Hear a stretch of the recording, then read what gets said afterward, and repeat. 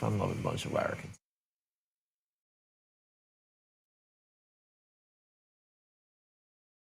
All right, sandbaggers. We are live. We are here, and you are here, which is appreciated. And quite honestly, it's the only thing that gets us out of bed in the morning. Welcome to the Clubhouse, and welcome back to disc golf in Australia. The ice is melting on the cold disc golf winter here in Australia, and as a direct result of that, we are at it again with that sweet major feeling.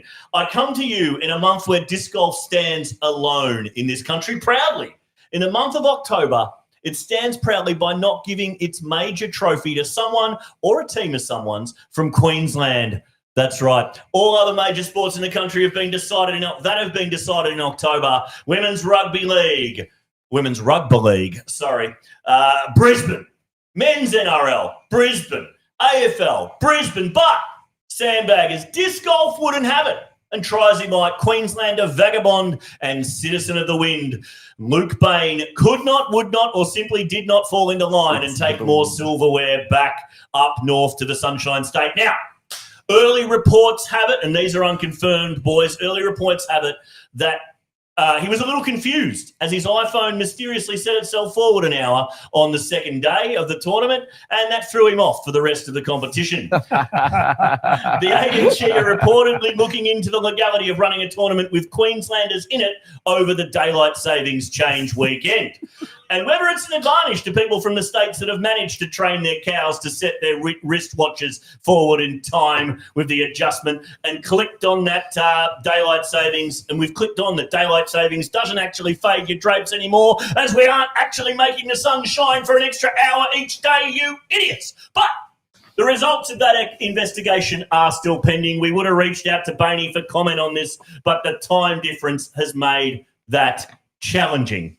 For the Queensland perspective, let's head to the couch and meet the closest thing to a Queenslander we have. The man who was chased out of Queensland by Pauline Hanson and Bob Catter when they found out was, and I quote, a little bit too Italian, Matty Faz. How's the back, Matty? Yeah, I am a little bit too Italian. You can see all my body hairs on show tonight. Actually, I'm wearing the shorts. No, I'm really good, Ash. It's I love this monthly setup we've got going on here. Gives us enough time to breathe, to sort of soak in everything disc golf. I did hear though that the course that I co-designed in Werribee caused you to hurt yourself, and I still feel a little responsible because I did play it recently. I went and visited my parents, and there's a lot of crap tee pads at that course. So how's your ankle doing? I just want to check in. It is good, mate. Yeah, thank you.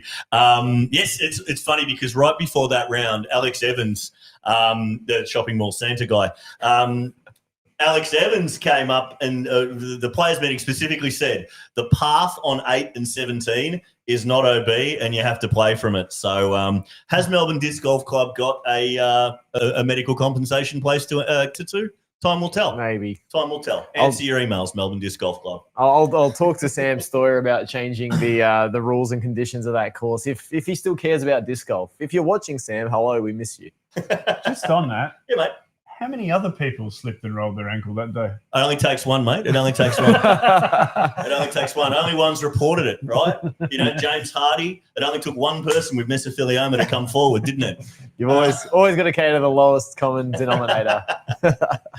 Melbourne Disc Golf Club's probably got a bit less in the bank than James Hardy or whoever it was that the asbestos case did. Anyway, next up, we move to a man who, as of New South Wales Open weekend, is a big $80 richer with the money he made babysitting Matty Faz. Kyle Herbertson, how's the life of a lefty treating you, Kyle? Mate, for having to watch that play at New South Wales Open, I think he owes me a bit more than $80. Hey, I'm but entertaining. I'm entertaining. You got to give me that. entertaining does not explain the war crimes that I witnessed in MA3. Like, it's one thing to play MA3. It's another thing to sit there and have a front row seat to the circus. Look, I look forward to seeing the bounce back, Matty. I appreciate that It's been 3 years. What bounce have you seen from me? I don't know, your disc over the road on the par five. No comment. Been all right. How are you, Ash? Good, mate. Yeah, good. Haven't been playing much, obviously, but getting there. All right. Last of all, standing 162 centimetres tall, hailing from Greenvale, Victoria, the two-time Australian Disc Golf National commentator, the people's voice of Australian disc golf, the adequate one, Jason Wiedner. How are they coming out, Jason? Thank you for that intro. I don't know what you're relating to there. I am, mate, I've only got 4 letters and 1 word to say, and that is yeet. Yeah, if you can't tell, Jason and I went to the wrestling last night. How did you for you? A bit of people playing for some real stakes and real money. It was a bit of a show. It was great. Yeah. Great to see. I haven't seen it for many years. So good to get out there with the thousands and thousands of fans out there. Yeah, we got to see a few international superstars, AJ Styles, Jay Uso, LA Knight, John CM Cena. Punk. John Cena, we got to see John Cena. I'm told he was there, but I didn't see him. Didn't see him. Yeah, nice. It's kind of like Tim Ware. Tim Ware will be on the show tonight, so he's waiting in the green room. I'm excited. Always excited. Yeah, nice. It's interesting on the wrestling now. I don't want to alienate our fan base too much here, as I imagine there's not a huge crossover between WWE wrestling and disc golf fandoms. I mean, last night it was a bullet for my Valentine. We're playing across the way at John Cain Arena from the wrestling, and there were literally blokes standing in the middle of the gap between the two stadiums going, I don't know where to go. That's a full circle Venn diagram. Decisions made. But we did go to the wrestling last night. I posted a few pictures on Instagram, and huge friend of the show, Tanya Bean, noticed Jason and I were at the wrestling last night, and she sent through some suggestions of WWE wrestling style names for the parked team. Oh, wow. So I wanted to get you and the sandbaggers out there's take on a few of these. We do have stuff in the chat so far. Yeah, nice. Reece Circuit's watching. Love that. So Tanya Bean's come in. So she started with Matty Faz. She's come in with Mad Dog Matty Faz. I'll take it. Full Throttle Faz. The Faz Effect. Chlamydia. That's leading. Furious Faz. No, I'm a happy-go-lucky guy. Australia's loves American. I don't have a morsel of fury in me. What would your finisher be, Matty? Well, I know for a fact you wouldn't let the other person finish. I'm a very selfish lover. Moving on to Jace. Actually, let's do Kyle first. We've got Kyle through a separate chat. So there's actually a few for Kyle. Havoc Herbertson, Hurricane Kyle, the Howler Herbertson, Cold Steel Kyle, the Hammer Herbertson, Kyle the Inferno Herbertson, the Heatwave Kyle, High Voltage Herbertson, and my favourite, Hard Knock Herbertson. I feel like Tanya's used AI for that. She's just Hi. She's just gone give 8 wrestling names for the name Kyle Herbertson. I like him. She had a couple for me. She had Ash the Arsonist Wiedner, and that is spelled arson as in the fire starting. Ash Wiedner, burn notice. Hot Ash, which could make a funny crowd chant. Ash of Anarchy. But we also had for Jason, Wildman Wiedner, Iron Jaw Jason. Iron Jaw Jason. Juggernaut Wiedner, the Warden Wiedner, And my personal favourite, actually, the Punisher, Jason W. Nice. It's got a bit of CM Punk about it. I like the Warden Weedner. The Warden Weed is I pretty like good. it. I like it. If Yeah. anyone sells Wardens, I've got a few on sale. So I did. That was our night at the wrestling last night. We won't alienate the fan base too much by talking about it. What I wanted to do is bring it back to disc golf. All right, kind of, because I saw. Before we get our guest for the evening in, I did see a tweet during the week that I wanted to get you guys' opinions on and some thoughts about it. Now, it's a bit out of left field, but I'm going to assume it's off the back of USDGC. So I'll bring it up on the screen here. Here we come. So it's from Rihanna. Rihanna, pop singer Rihanna. She's October 13, 2025. She's officially chosen her favourite disc golf. Now, I don't see a blue tick there, Ash, so I'm just... Sorry. I might have cropped it out accidentally. But yeah, so Rihanna tweets after the is this real? Yeah, well, looks real, doesn't it? In that case, I'd like to thank Rihanna for choosing me. I'm flattered, I must say. Yeah. She did go on later to say who her favourite disc golfer was. Can you guys guess who it might be? Philo? Ricky? Hello, Ricky. You know. Surely off the back of USDGC, it's AB. Well, I think the correct answer is Barella. Oh. Please don't tell me that whole bit was for that punchline. It was, yeah. But she actually did go on to talk about her favourite FBO player as well. Ella. Gosh. Hey? Wow. Hey? Wow. Is anyone still watching? Yeah. I'm having a great time. Our tens and tens of viewers are dwindling. Shit. Yeah. So I'm having a great time, boys. Good heavens. Look, we are going to Rihanna, great to have you involved in the sport. Glad you came in. That happened. All right. Yeah. Just get it. I'm going to start with a dad joke every week, I think. Just that big setup. Yeah. I've noticed we do have a guest tonight. We have organised a guest for our viewers, so they don't have to listen to us all night. Probably one of the assisting MPO players in the country, longest suffering MPO players, a journeyman disc golfer. The MP40 field is starting to get scared by this man, but also recent foray into the media world of Australian disc golf. You think you know who it is? Is his name Craig? It is Craig, yeah. It's Craig. It is Craig. Let's see if I can get Craig in. He's a bit. It can be a bit tricky to get him in from time to time, He's but in his studio. let's see. It Might looks be in like the he's studio. So let's bring him in. All right, here we go. Yay! Oh, let's bring us in side by side. We're all equal here. Here he is, Craig Ronalds, ladies and gentlemen. How are you, buddy? Alice, how we doing? I don't know how to come in after those jokes around Rhiannon. That's going to be hard to follow. Well, mate, look, you know, podcasting and streaming is 99% preparation. You'd know that, mate. Absolutely. We put in lots of work and lots of preparation. So I'm in the studio now doing exactly that, getting ready for the really organised pod that we run. Beautiful, mate. So you're in the studio. That's the studio we've all heard about if we watched, listened to, sorry, you're only audio, your little podcast. So you're in the studio we've heard about on Throllers, mate. That's the famous studio.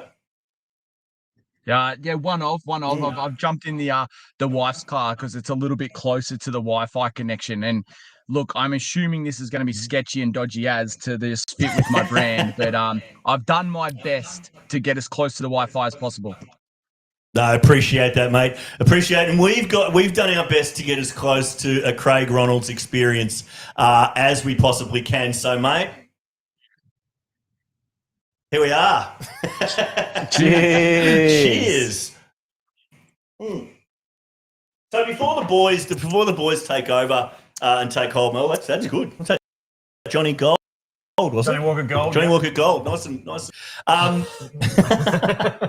Before the boys take hold, mate.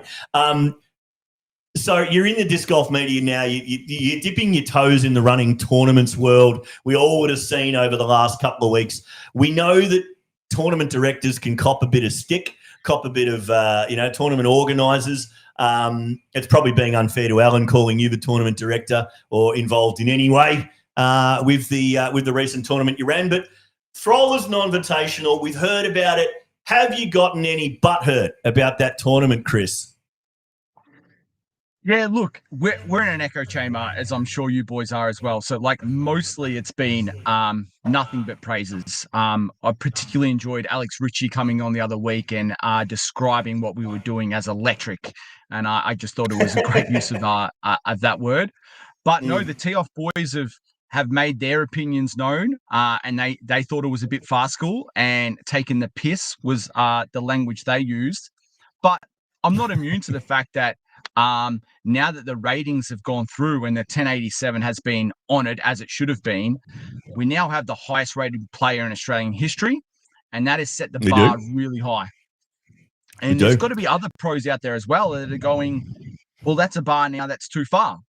But like my rhetoric to that is, welcome to David Perry. Well, that's I think it echoes my opinions on it really, really closely, Chris. I guess my first question on that is probably two parts, and it's probably, is that a true reflection of how good David is?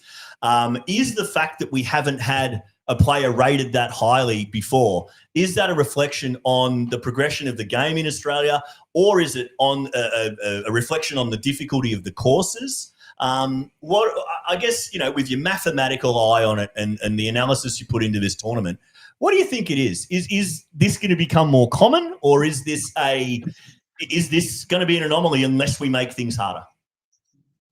Yeah, it's an interesting one. I'd love to know Matty's thoughts on what unfolded at New South Wales, because the ratings that came out of that, I wasn't there, but the ratings that came out of that was like really janky and really low.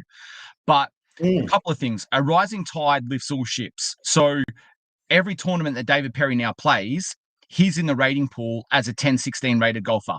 And that will lift all ships, because that now sets the average, and it'll just allow for a high ceiling to reach. With the growth of the sport, that's been happening incrementally, really, really slowly. So you said before, I'm a journeyman.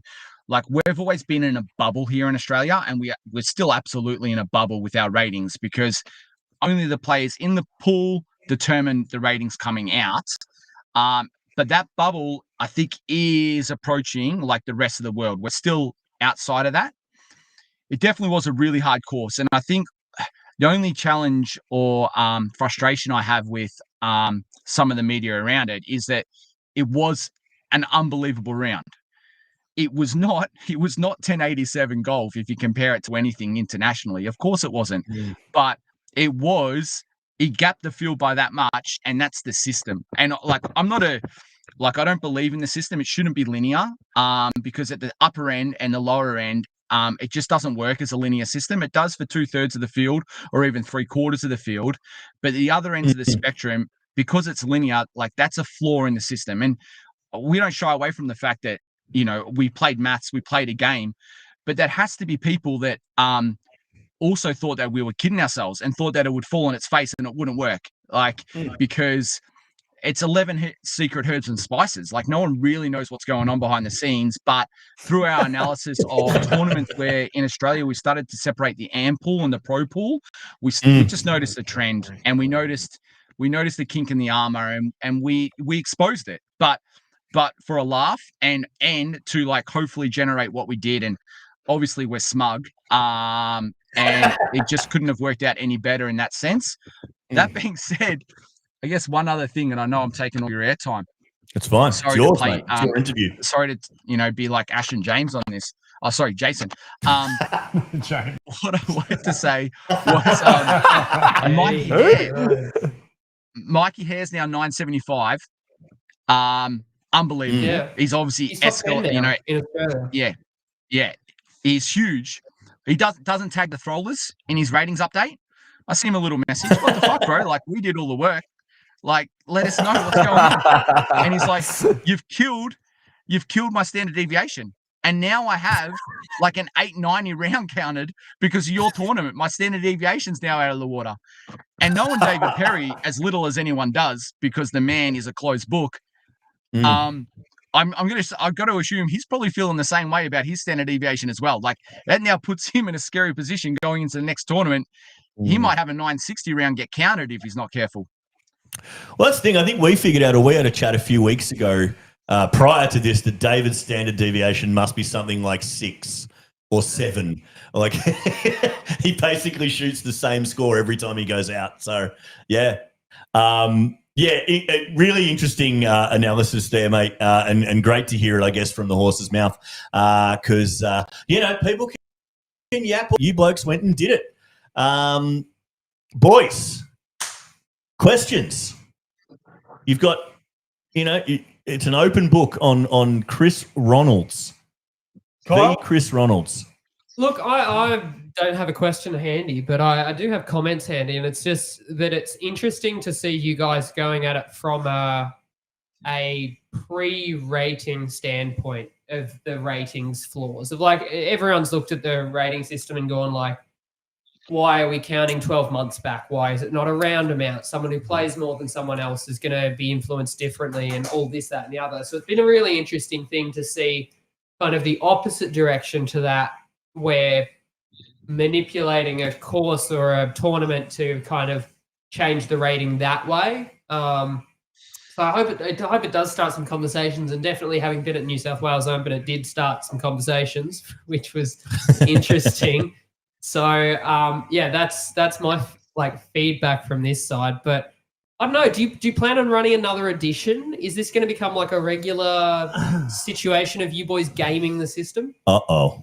Oh boy. Yeah. We've got to have a whole Melbourne series. Yeah. No, it'll happen every year on Australia Disc Golf Day, and we'll continue to encourage sandbagging, and we'll continue to try to take down the podium at the MPO level. With the MPO players that are coming. Bainey's essentially already pre-signed up. He wants a piece of this. Another thing I wanted to point out, a couple of people, Victoria. he will come for this. A couple of people pointed out the ratings that come out of USDGC. Now, obviously, USDGC is like filled with artificial OB. And it produced an 1100 raid round from Ricky Wysocki. So it's not a coincidence that like artificial OB everywhere and a really hard course where it's really easy to get stroke separation created that. Obviously, they go one step further or 10 steps further and put in really crazy drop zones and all the stroke and distance rules. And it's, it might be news to some of your listeners. It actually doesn't count towards a player's rating, USDGC. It's an X major because of those things. But we were well with some of our panelists, Chris. Why doesn't it count? So it doesn't count because of what I just said. It basically pushes the rules too far, and it's always experimental. So as we know with everything that they do at USDGC, it's known as an experimental major, and therefore it goes, and then you can find it on the PDJ page, but it'll be calculated. XA? No, Or XM? XM. Yeah, that's interesting. Yeah, because they use they tried out the new baskets as well. The extra chains, disc catcher 2, or the little thing down the middle of it. Yeah. Cool. Really interesting. If it was counted and calculated, fucking look out. We'd be crazy. Sorry, I don't know if I'm not allowed to swear on this. Am I allowed to swear on this? No, it's fine. It's fine. I think hopefully my partner's family aren't offended. I'll be hard pressed not to. But we would be putting drop zones everywhere. You don't make it to the island, sweet. Go back 50 yards. Go to a longer tee pad. Try again. But you can't do that. It does stretch the rules. But what we did was well within the rules. Yeah. Okay. Yeah. I received my previous statement on not having a question. I was reminded by it when you mentioned sandbagging. I think that this tournament that you ran really fits the vibe of Australian Disc Golf Day and encouraging new players to come and play tournaments. Pointed. It's an evolving It's an evolving spirit. I would say, Kyle. I think originally it was, COVID, and it was just like camaraderie, let's come together. And it's evolved, and people have misinterpreted that by the sounds of things. And we think it's about winning. At the end of the day, we're a competitive industry and a competitive sport. And it actually, there's an argument to be had that it was great to see people playing their actual proper division. And, I think MA2 is a nonsense. But actually, at Throllers non-invitational, MA2 was fire because everyone that was like, can be in MA2 was in MA2, and it made for a really interesting event. MA1 struggled. Yeah. Yeah, 100%. And I think we had a guy out there playing his first tournament anyway, didn't we? We should give him a shout out. Oh, yeah. I played with that dude. Yeah. I was go on. Is this one of your first times playing? And he said, I said, is this one of your first tournaments? He said, no, it's the first time I played. I got my disc on Tuesday. I was just like, oh, no. Fuck. What are you going to do? Like, what are you doing, man? We're going to see that guy again? Joachim Welnick, I think it was. Yeah. Honestly, what a legend. Kept his chin up all day. What a dude. But he's been out there at social days for the Disc Golf Club as well, for Melbourne Disc Golf Club. So good on you, Joachim. I especially loved about his fourth hole when he threw a 13. And I was like, oh, 13, bro, that hurts. And he was like, it's not my first one. Respect. But yeah, what a, I think he got an award on the day too. So, the guys recognised it in the spirit of Aussie Disc Golf Day. And yeah, obviously, Joachim hasn't given the game away after that. So really good to see, and hope to see him dominating MA2 at Melbourne Disc Golf Day or Australian Disc Golf Day next year. Boys. Craig, Jared here. How are you, mate? Very well.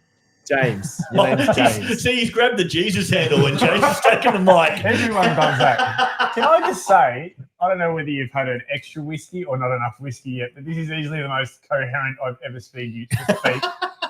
And the most free-flowing. And I don't know whether it's because you're on our show, but you seem to have dropped the R's a lot of They're trademarked. They're trademarked for the other podcast. I'm sorry, Jared. Yep. Maybe because you're not mucking around with that twit, Alan. Maybe that helps as well. Next Throllers Invitational I'm looking forward to. And we saw islands this time, hazards and OBs and all sorts of things. Anything else in the can? Like, are we thinking possibly, some weird Mandos or some stupid Mandos? Or have you got any other ideas how you can make it harder? We have some things brewing, but you'll have to wait and see. We're obviously looking at just do Bald Hill over and over and over again. It just worked out so perfectly well with obviously being an easy course that with hazards everywhere made it really hard. It was compounded obviously by the wind. It'd be really interesting in 12 months' time if it's not windy. What we're also cooking on, and we need to go through the proper channels here, but I know Reese and other Ballarat listeners will be aware of this. We are considering doing something at Vic Park as well. And we'll see what that might transpire to be. We're looking at hole 16 and being pretty creative with what we might do on traditional yellow hole 16 there. We're looking to obviously scale the Hawaiian theme. Might get some Hawaiian shirts involved as part of the players pack. There's a lot of things brewing. This will become, Eruption look out is where I sit with non-invitationals. Oh, Eruption fits well with the Hawaiian theme too, really, doesn't it? Exactly. Yeah.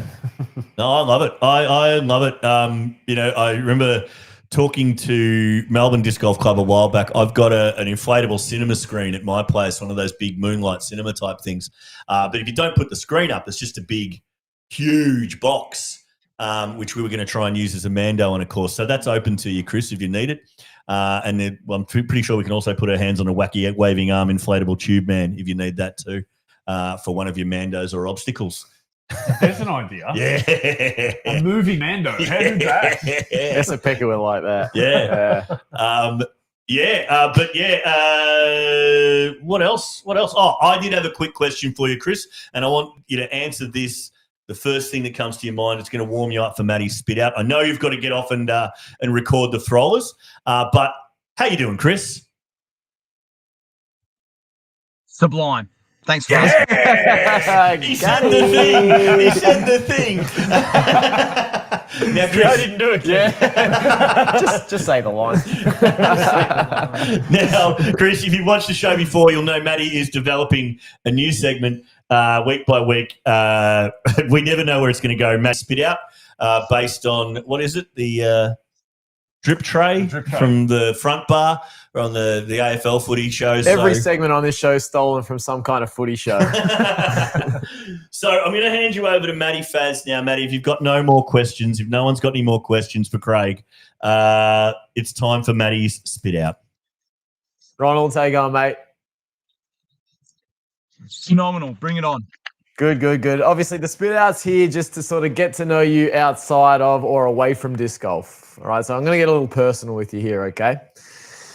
My first question, and I've wondered this ever since I met you through the chat back in 2022 when I was going crazy in isolation there. What is your go-to brand of underwear? Actually, I could almost show you. I'm not wearing pants right now. Oh, please. Please do it. I actually can't tell you. It's bamboo. It's not step up, but it's some bamboo thing. Booty. Okay. I'm unfamiliar. Oh, trying to dry bamboo underpants. Forget about it. Yeah, I just get the cheap Calvin Kleins from TK Maxx myself. But if you recommend yours, then I'll give it a go. Absolutely shocked. I've never paid full retail in my life or anything. A little bit too Italian. Fuck you, Catter. No. Second question: how did you propose to your wife? Ooh, cool question. I was actually a downhill mountain biking. My wife is not adventurous and not a mountain biker, but we were in California at a place called Mammoth Lakes, and we did a little lesson. And the instructor at the time gave us the green light to head to the top of Mammoth Lakes, which is the highest point in California, where there were no blue runs at the top. And so I had to then propose, get a yes, and nurse her down a bit of a borderline black run to get her to the bottom. and we survived, and here we are, however many years later. Please don't snip that part up, whatever. And downhill mountain biking. In the gondola. I did a lot of downhill mountain biking when I was living in Canada. Can I just ask, Chris, if she said no, you would have left her there? out of the gondola. Oh yeah, good luck. just cut the brakes on the bike. And it's been downhill mountain biking ever since. A bumpy road, I'm sure. No, congratulations to you and your wife, and especially having your second child. I was just wondering though, question 3, have you established a favorite yet? Number one. I'm getting personal. Yeah, no, first one, Theo. This second one's a headache, bro. The first one was a breeze. I'm glad you didn't sit on the fence here. Theo has the mantle at the moment.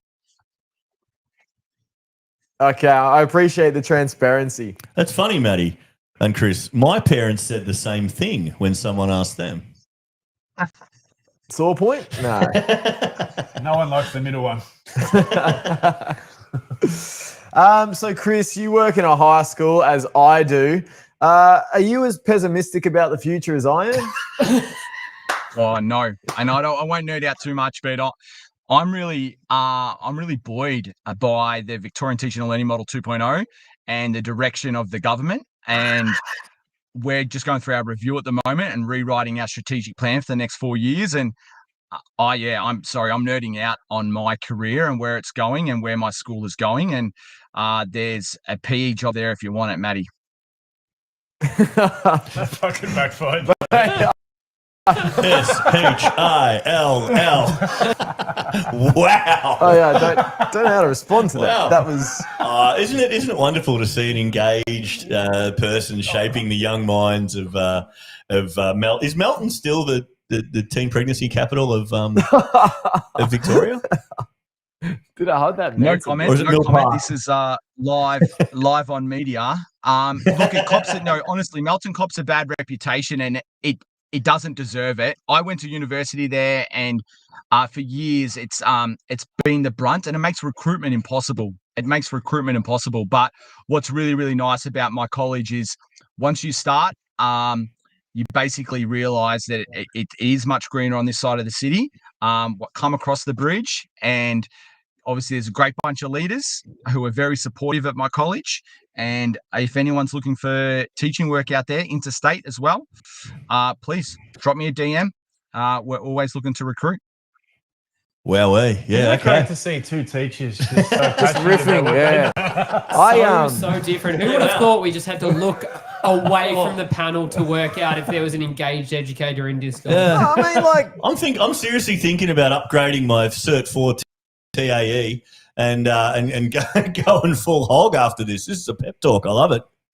Yep. I did play again, Family Feud in my brain break today, Chris. So we're taking strides at Emmanuel College. Dude, glad to hear you're engaged in Berry Street. Ash, once you got your TAE up to speed, let us know. Berry We have BM Street. programs as well. I don't want to hear the term "bury and paid." All right, fucking Career Berry change Street. up in about 4 years too late. I love it. All right, last question here, Chris. Obviously, apart from the tee off, what is your favorite podcast as a podcaster to listen to? It has to be whatever it's called, Tour Life. And I should have. It's a remiss of me not to mention this earlier. Brodie Smith and Paul Ulibarri are probably, mainly Brodie, are probably really responsible, or partially responsible for non-invitational. They constantly talk about like score separation and just the need for forced carry in disc golf. Like every hole just needs as much forced carry as possible because it's just the easiest way to cause score separation. And that's essentially what we went to school on. We just went to school on that the concept. stroke and distance stuff? Well, no, Yeah, just force carries and like you have to, if you don't clear so far, you're out of bounds. So copper stroke. And that's really what we went to school on for 18 holes. Yeah, creating holes where it's a doable birdie, but it's a very doable bogey as well, or double bogey. Yeah. That's the nice. spit out, mate. Thanks for participating. Thank you. That's awesome. Sorry, we didn't realise you're a Brodie Smith, Paul Ulibarri fan. We would have talked over you like this as much as we could have and given you the real experience there. Yeah, look, Chris, we'll let you go, mate. We know that Alan is waiting, and the more that he waits, the drunker he gets and the more fun. Actually, we should keep him on because it would be fun to listen to Throllers tomorrow. But if you haven't, guys, where do our viewers find the Throllers if they don't also listen to Throllers, Chris? Yeah, true. Everywhere now. Everywhere. It took us about 120 episodes to go everywhere. But now I think we're basically available everywhere except YouTube because we'd hate to step on your toes. But Spotify's where it's at and all of those other ones, whatever you listen through. And a lot of people just randomly have direct access to our RSS feed and therefore don't contribute to any of our statistics. I certainly partake in that. Enjoy. Genius. Well, Chris, it's always great to catch up with you, mate. And we'll let you go to record tomorrow's episode of Throllers. And we will, I guess, see you out on the course. And cheers, mate. All the best. Thanks very much, Craig. And tell Alan to piss off. Will do. See you, boys. See you, mate. All right, Chris Ronalds, ladies and gentlemen. How was that? It's good. It's good to get it straight from the horse's mouth after hearing so much about this Throllers non-invitational over the last few weeks. You guys touched on how much you heard about it in Newcastle, who incidentally, Newcastle used to win all the Aussie Disc Golf Day events. So it's strange that you hear so much about Jasmine Lamb, I believe. Yeah. Who's Jasmine Lamb? I don't know. Oh, it's not a person. No, I think it's like a park or something. Okay. But yeah. Well, it's where all the sandbaggers went to play. Well, we can't put it off any longer. We did hold it back a bit because of having to get Chris in for the interview. But, ladies and gentlemen, it's time for Matty's Media Watch. You break every step you take. I've been watching you. Oh my God.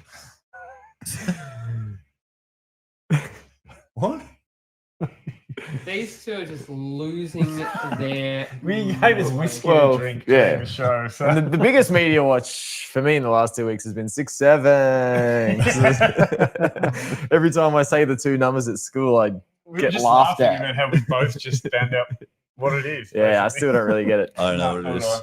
Anyways, to the media, the disc golf stuff. Whiskey's gone straight to the noggin. All right, so we are very excited to bring the whole country live coverage of the 2020-2025 Australian Disc Golf Championships. We couldn't be more stoked. And we're filming at Mundaring, or should I say the Pump House?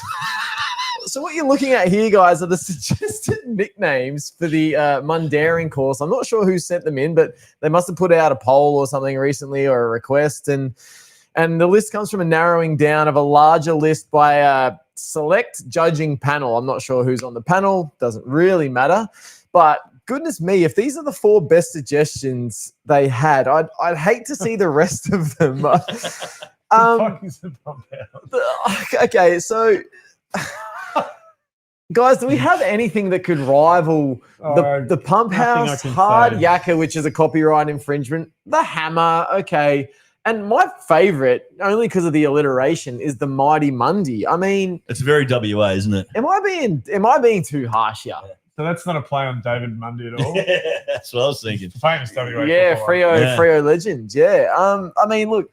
For me, my first suggestion after producing what felt like 1,000 hours worth of coverage for Woof Doof teams was mundaning.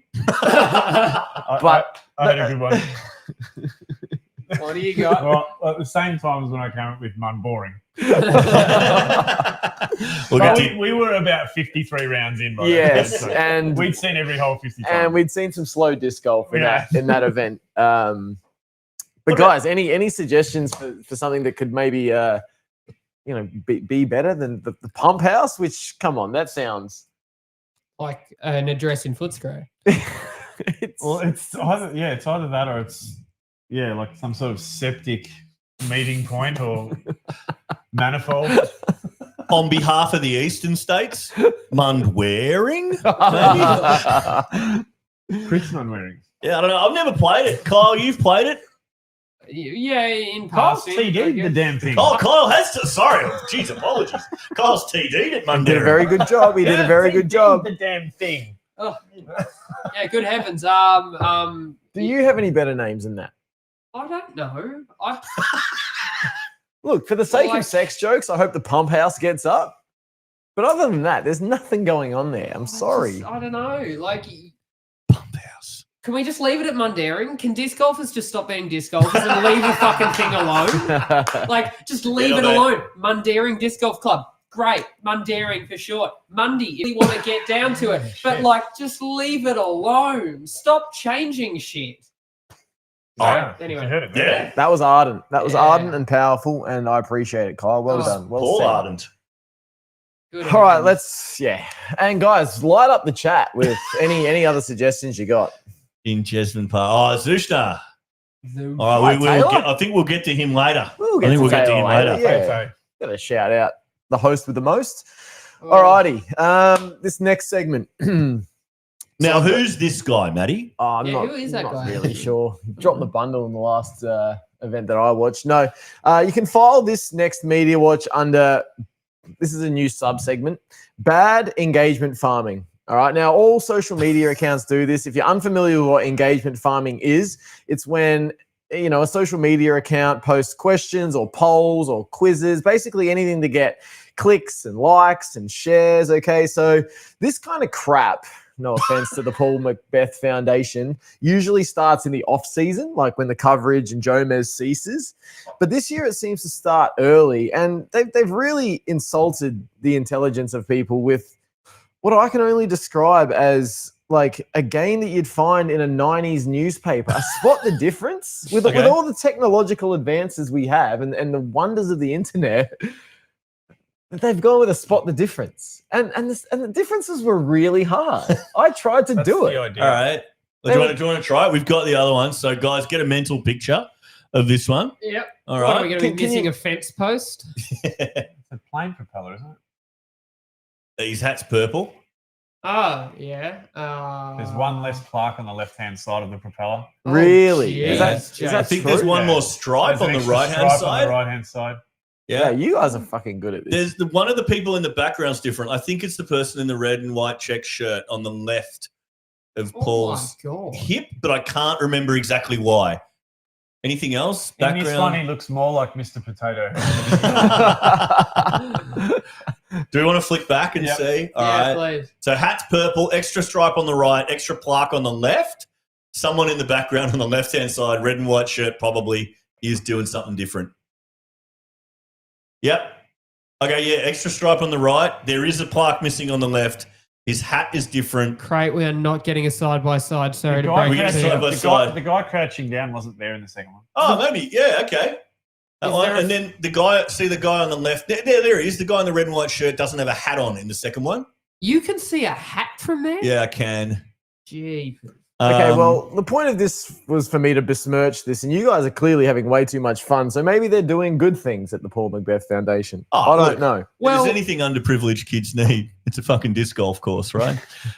yeah. Yeah. Well, surely, like, if you're going to engagement farm with Paul Macbeth, surely we just go, which one's your favourite highlight? Yeah. Like, when you've got Paul Macbeth as your poster boy, what are we doing playing Spot the Difference? What are we doing playing Spot the Difference in 2025? I mean, you know, We'll be just playing said some that you Spot the clicked Difference on it and later. Tried to do it. well, for the sake of the segment. For the sake of the segment, guy. We Anyway. also failed. What about this? What about this next piece of bad engagement farming from I can't remember who it was. What Mhm. they try to get you to do is literally click on this one. Okay, I'm not going to Okay. try this, but I'm actually a little bit impressed. I've never seen this before. And you've got to stop her in the silhouette. Yeah. oh yeah, I've tried to do this with people jumping off curbs and stuff. I have seen And this is some- being posted like now? Yeah, What are we Mm. doing in the on-season? that's what I mean. So, guys, as a disc golf media team, do we need to be engaging in more farming engagement? Yeah, look, I see what you mean. I've seen some other videos that find their way into my Instagram inbox where you have to stop video at a certain time. Yeah. You've seen Yeah. it. Oh, no. So, yeah, me and my friends at work have tremendous fun spending hours trying to do that. Yeah. Is I this feel- something we need to do? Is I this, feel like we could do it because I feel like if one of the four of us did that, it really wouldn't be that hard to stop it because we're only going like 3 millimeters a second. So yeah, maybe we could try and do something like that. I don't know. I know Try and get everyone Eamesy does on it. his standstills. Stop Eamesy in the frame. I like to think we're quality over quantity, and Latitude 64 and the Paul Macbeth Foundation. You know are what just- I'd like to see? I'd like to see one of those stop freeze frame things on Lee Joy halfway through his backswing. Give people 3 one that seconds to everyone click on can it. get, you know what I mean? Yeah. I got This 10. whiskey's going in real I well. can have 10 Valiums and hit that one. Strap yourself in, audience. Here we go. This Bad should be a long engagement night. farming. Get better.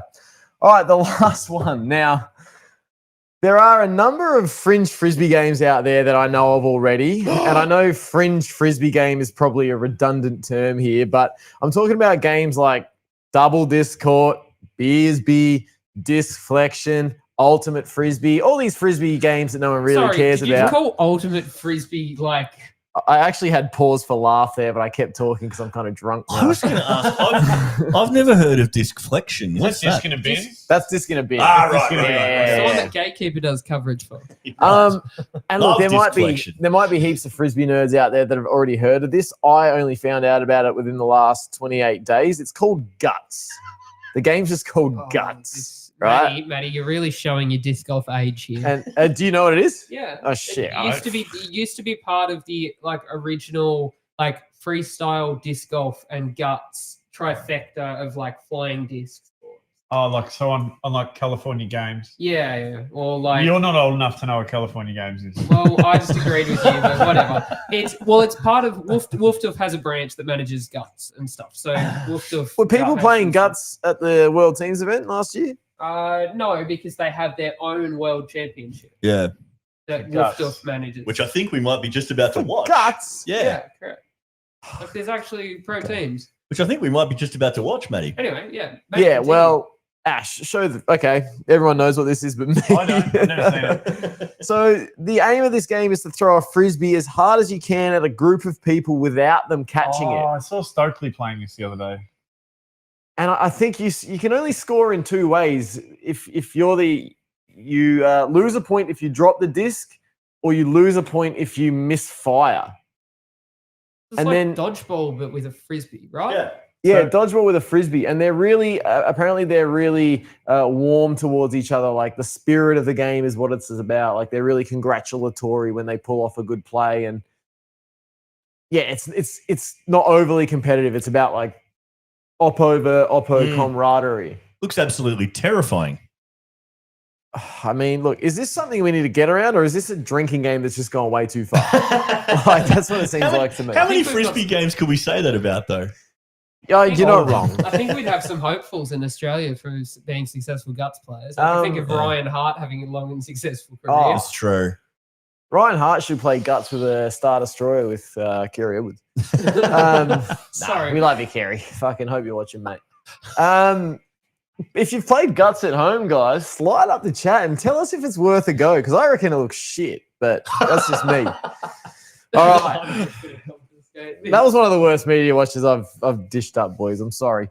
But it's all building to a crescendo because I've got a new segment. I've got a new segment. One Raider. Is it Goose Watch 2? A one Look, Raider crescendo. Just on Goose Watch, I know people are salivating over the prospect of going back. I haven't been watching as much coverage as I was like to, but I can guarantee you I'll be watching out for the geese and it will return. I know it's rivaling Lamb Shanks as Australia's #1 segment in disc golf, but Or the free world. That's Australia. no, and I spent about an hour and a half just wasting the educational money of the year 11 VM class that I was teaching to make this graphic. I call this segment, fellas, Rate the Take. Oh, Right. that sounds saucy. Rate the Take. So all I want you guys to do is I like how rate you've got the up and down on there as well. rate my take. So I've got takes, I've got opinions. I'm going to fire them off to you guys individually, and based on how much you agree or disagree, I want you to give my take a rating. So if you vehemently disagree, you give it a 600 rating. If you couldn't be in more agreement with me, you give it an 1100. Okay. Make sense? Yep, I get it. All right. Kyle, this first one's coming at you. Oh, bother. All right. I'm really nervous for this one, Matty. Kirsten Murray, a.k.a. the Duchess of Newcastle. See what I did there? Yes. Duchess Castle. Will be the best FPO player in Australia this time next year. Are we all rating this? Just Kyle. Oh. Rate that take. 10-17, the highest rated in Australia. I reckon that's the rating for that take. We saw her at the New South Wales Open playing MA2, where she came second. We'll talk more about the results and the stats later, but she impressed. I think it's pretty solid take, Matty. She came second at a major in MA2. 10-17. That's Thank you for agreeing. All right. Speaking of MA2, with only a modest 7 players in the division at the New South Wales Open, one of which was Kirsten Murray, who won't be there for long, the MA2 division is essentially superfluous and should cease to exist. Rate the take. I'm going to rate that 840, Matty. Yeah? Yeah, I do think it has its place. That's Okay. better than Matty's tournament at New South Wales Open. I've never played one tournament in MA2, but is that the way? Did I do it the right way? 840. Yeah, you did. Yes. You disagree, yeah.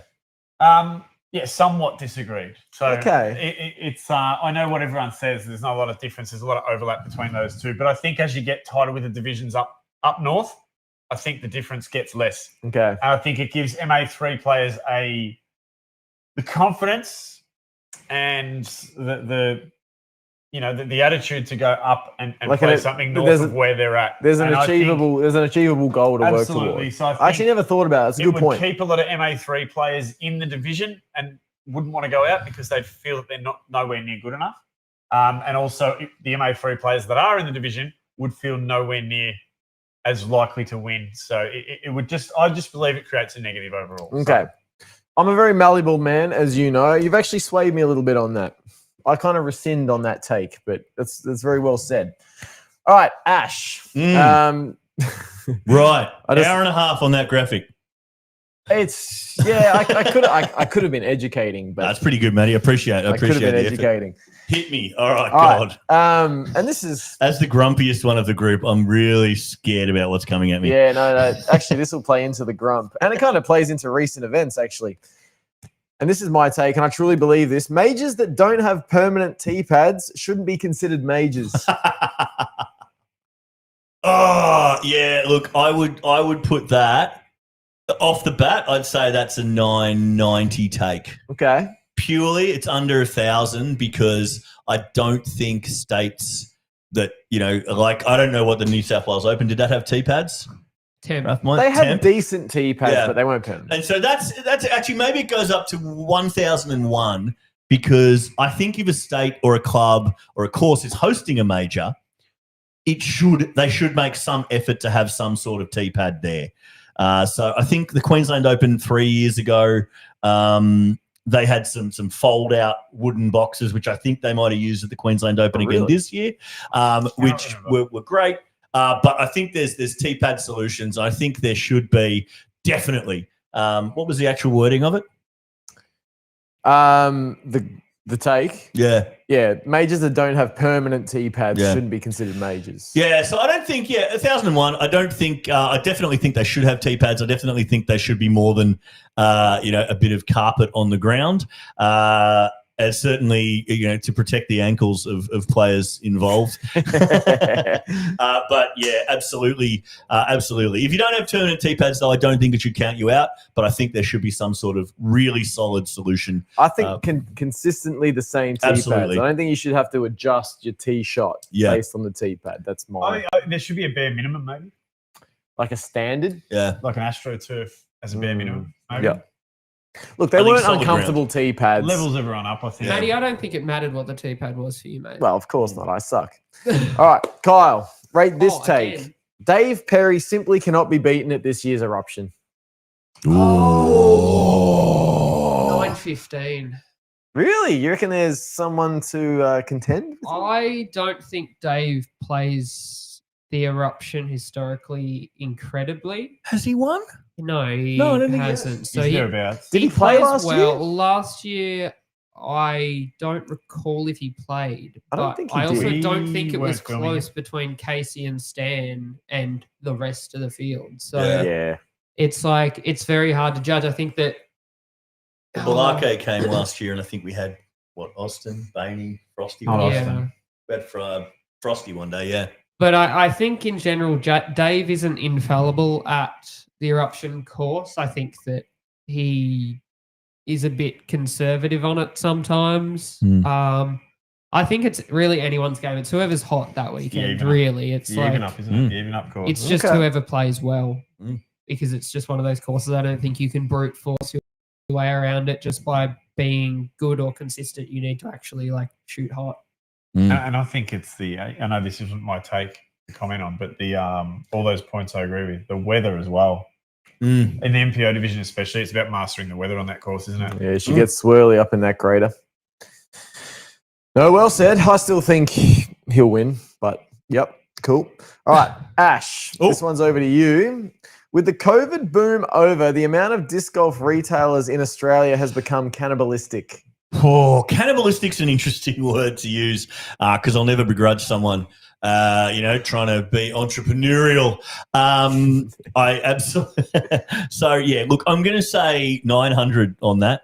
I think the supply has definitely outshone the demand for discs because I think the last time any of us bought a brand new disc is probably a distant memory for us, from a retailer. I bought Tommy. Okay, Yeah, online, yeah.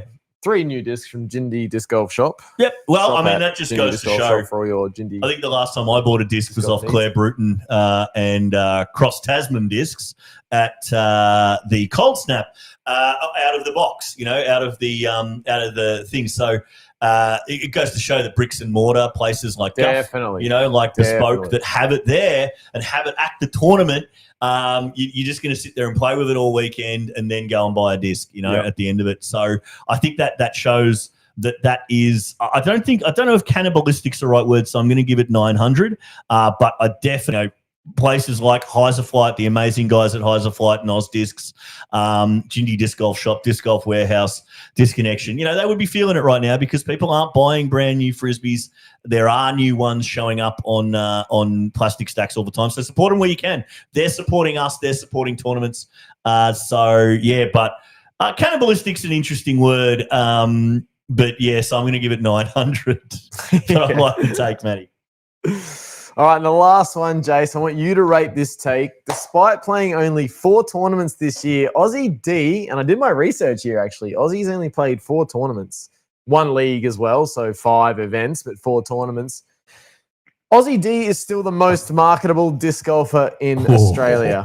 And this comes with a bit of recency bias because I spent a lot of time with him at the New South Wales Open. But is he the rock star that Australian disc golf needs?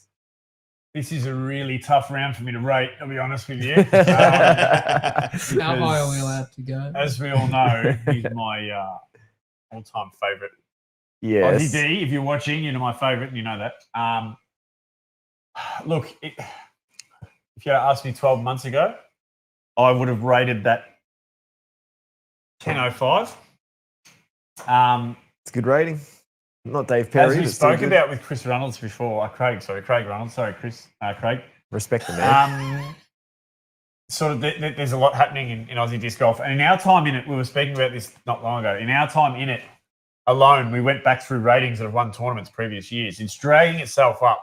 And I think the likes of Aussie and Dave Perry, Dave Perry is an incredibly marketable disc golfer for the reasons that he's very good.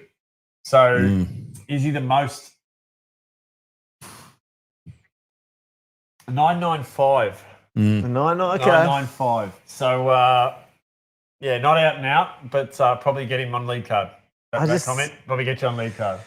What do you think, mate? I just think he's exciting to watch. I don't disagree with Austin's ability or anything like that. It's more, I think, that there's a lot going on around him. It's also his, no offense, Aussie, I love you, but it's kind of also his inability, though. He's a little more volatile, and I just think it's marketable. He's the people's champ. And he's not his approach is far from professional. He is his own biggest critic. Yeah. He is. I still think he's the most marketable player, and it's a damn shame that he shirked the the sponsorships that he was landing because he was on the up and up there, and he pulled the pin, and I was a little upset by that. Look, there's a lot in that answer, Matty. Definitely, I definitely still believe that to a larger extent, but there's obviously a lot of reasons. Unpack that. And, does he want to be the most marketable disc golfer in Australia? I think at the core, no. No, that's why he sits that's where that comes from. But I definitely think he is. I happen to have the inside word when it comes to Aussie D, mate. All right, guys, I hope you enjoyed that. And feel free to rate the takes in the chat if you got any opinions at all. I'd like to see a consensus opinion. But thanks, boys. I appreciate the feedback. That was like streets ahead of Goosewatch. No. Goose. The graphic certainly wasn't, but the content might have been. Left Goosewatch in its wake. Every step you take, That is impressive. I need to reignite Goosewatch with something. Well, I've actually been on the lookout for Goosewatch. I might go to the States and make a tit of myself in the background on coverage just to make Goosewatch relevant. As we ponder where we put our Australian disc golf marketing dollar, is it with the enigma, the man of mystery, the riddle that is Austin D'Alessandro, or is it with someone else? Is it with a young gun? Oh, Mitch on the go. Good segment. Wow, Matty. Thanks, Matty. Mitch. Is that Mitch Evers? It could be Mitch Evers. Well, who's Mitch on Fago? Mitch on Fago. No, another South American disc golfer coming to Shout ruin out to our viewers. Probably another Colombian. Our viewers in Peru. Another Colombian. Hello, Bolivia. All right, some really solid work, Has the Matty. Paul Macbeth Foundation made it to Bolivia yet? I think they have, yeah. Nicaragua, certainly. Really solid work going into that segment, Matty. Before we move on to talking about Matty and Kyle's big adventure up north, I did want to break it up slightly by sharing something that I saw earlier this week, which I might not actually be able to bring up. Hang on, let me see if I can find it. Here we go. Now, where exactly did you find this, Ash? I Did you found find this this on Disc Golf Fanatic. I found it on by Disc any Golf chance? Fanatic. Yeah, it's a what's it called? A Facebook page. Yeah. So it's not going to look great when we pull it up, just because I haven't really. I don't know if I followed Disc Golf Fanatic. You probably I do. played disc golf with Disc Golf Fanatic in Estonia. Yeah. Oh, really? It's So really- I saw this on there, and Oh, I yeah. made a comment on there because I think there's a lot that we can. I think there's a lot we can bring to this as I pad time until I can remember how to do this. There we go, Ashley. All righty. So I'll pull that over there. So we've got a picture there, guys. Trigger the disc golf fan base with one sentence. All right, we know disc golfers are a bunch of people that do like things their own way. They like things to be the same. They like things the way they like things. So how are we going to trigger the disc golf fan base with one sentence, boys? Should we go around the circle? Do you want to start this end and go that Yeah, way? yeah, go for it. Go for it. All right. Yeah, entry fees have gone up $15 this year. It's the same event. It just costs more. Yeah. Nice. I don't want to hear about your shot on hole 14. You get a name, Jay. Or the 13th. Name names. It's an index.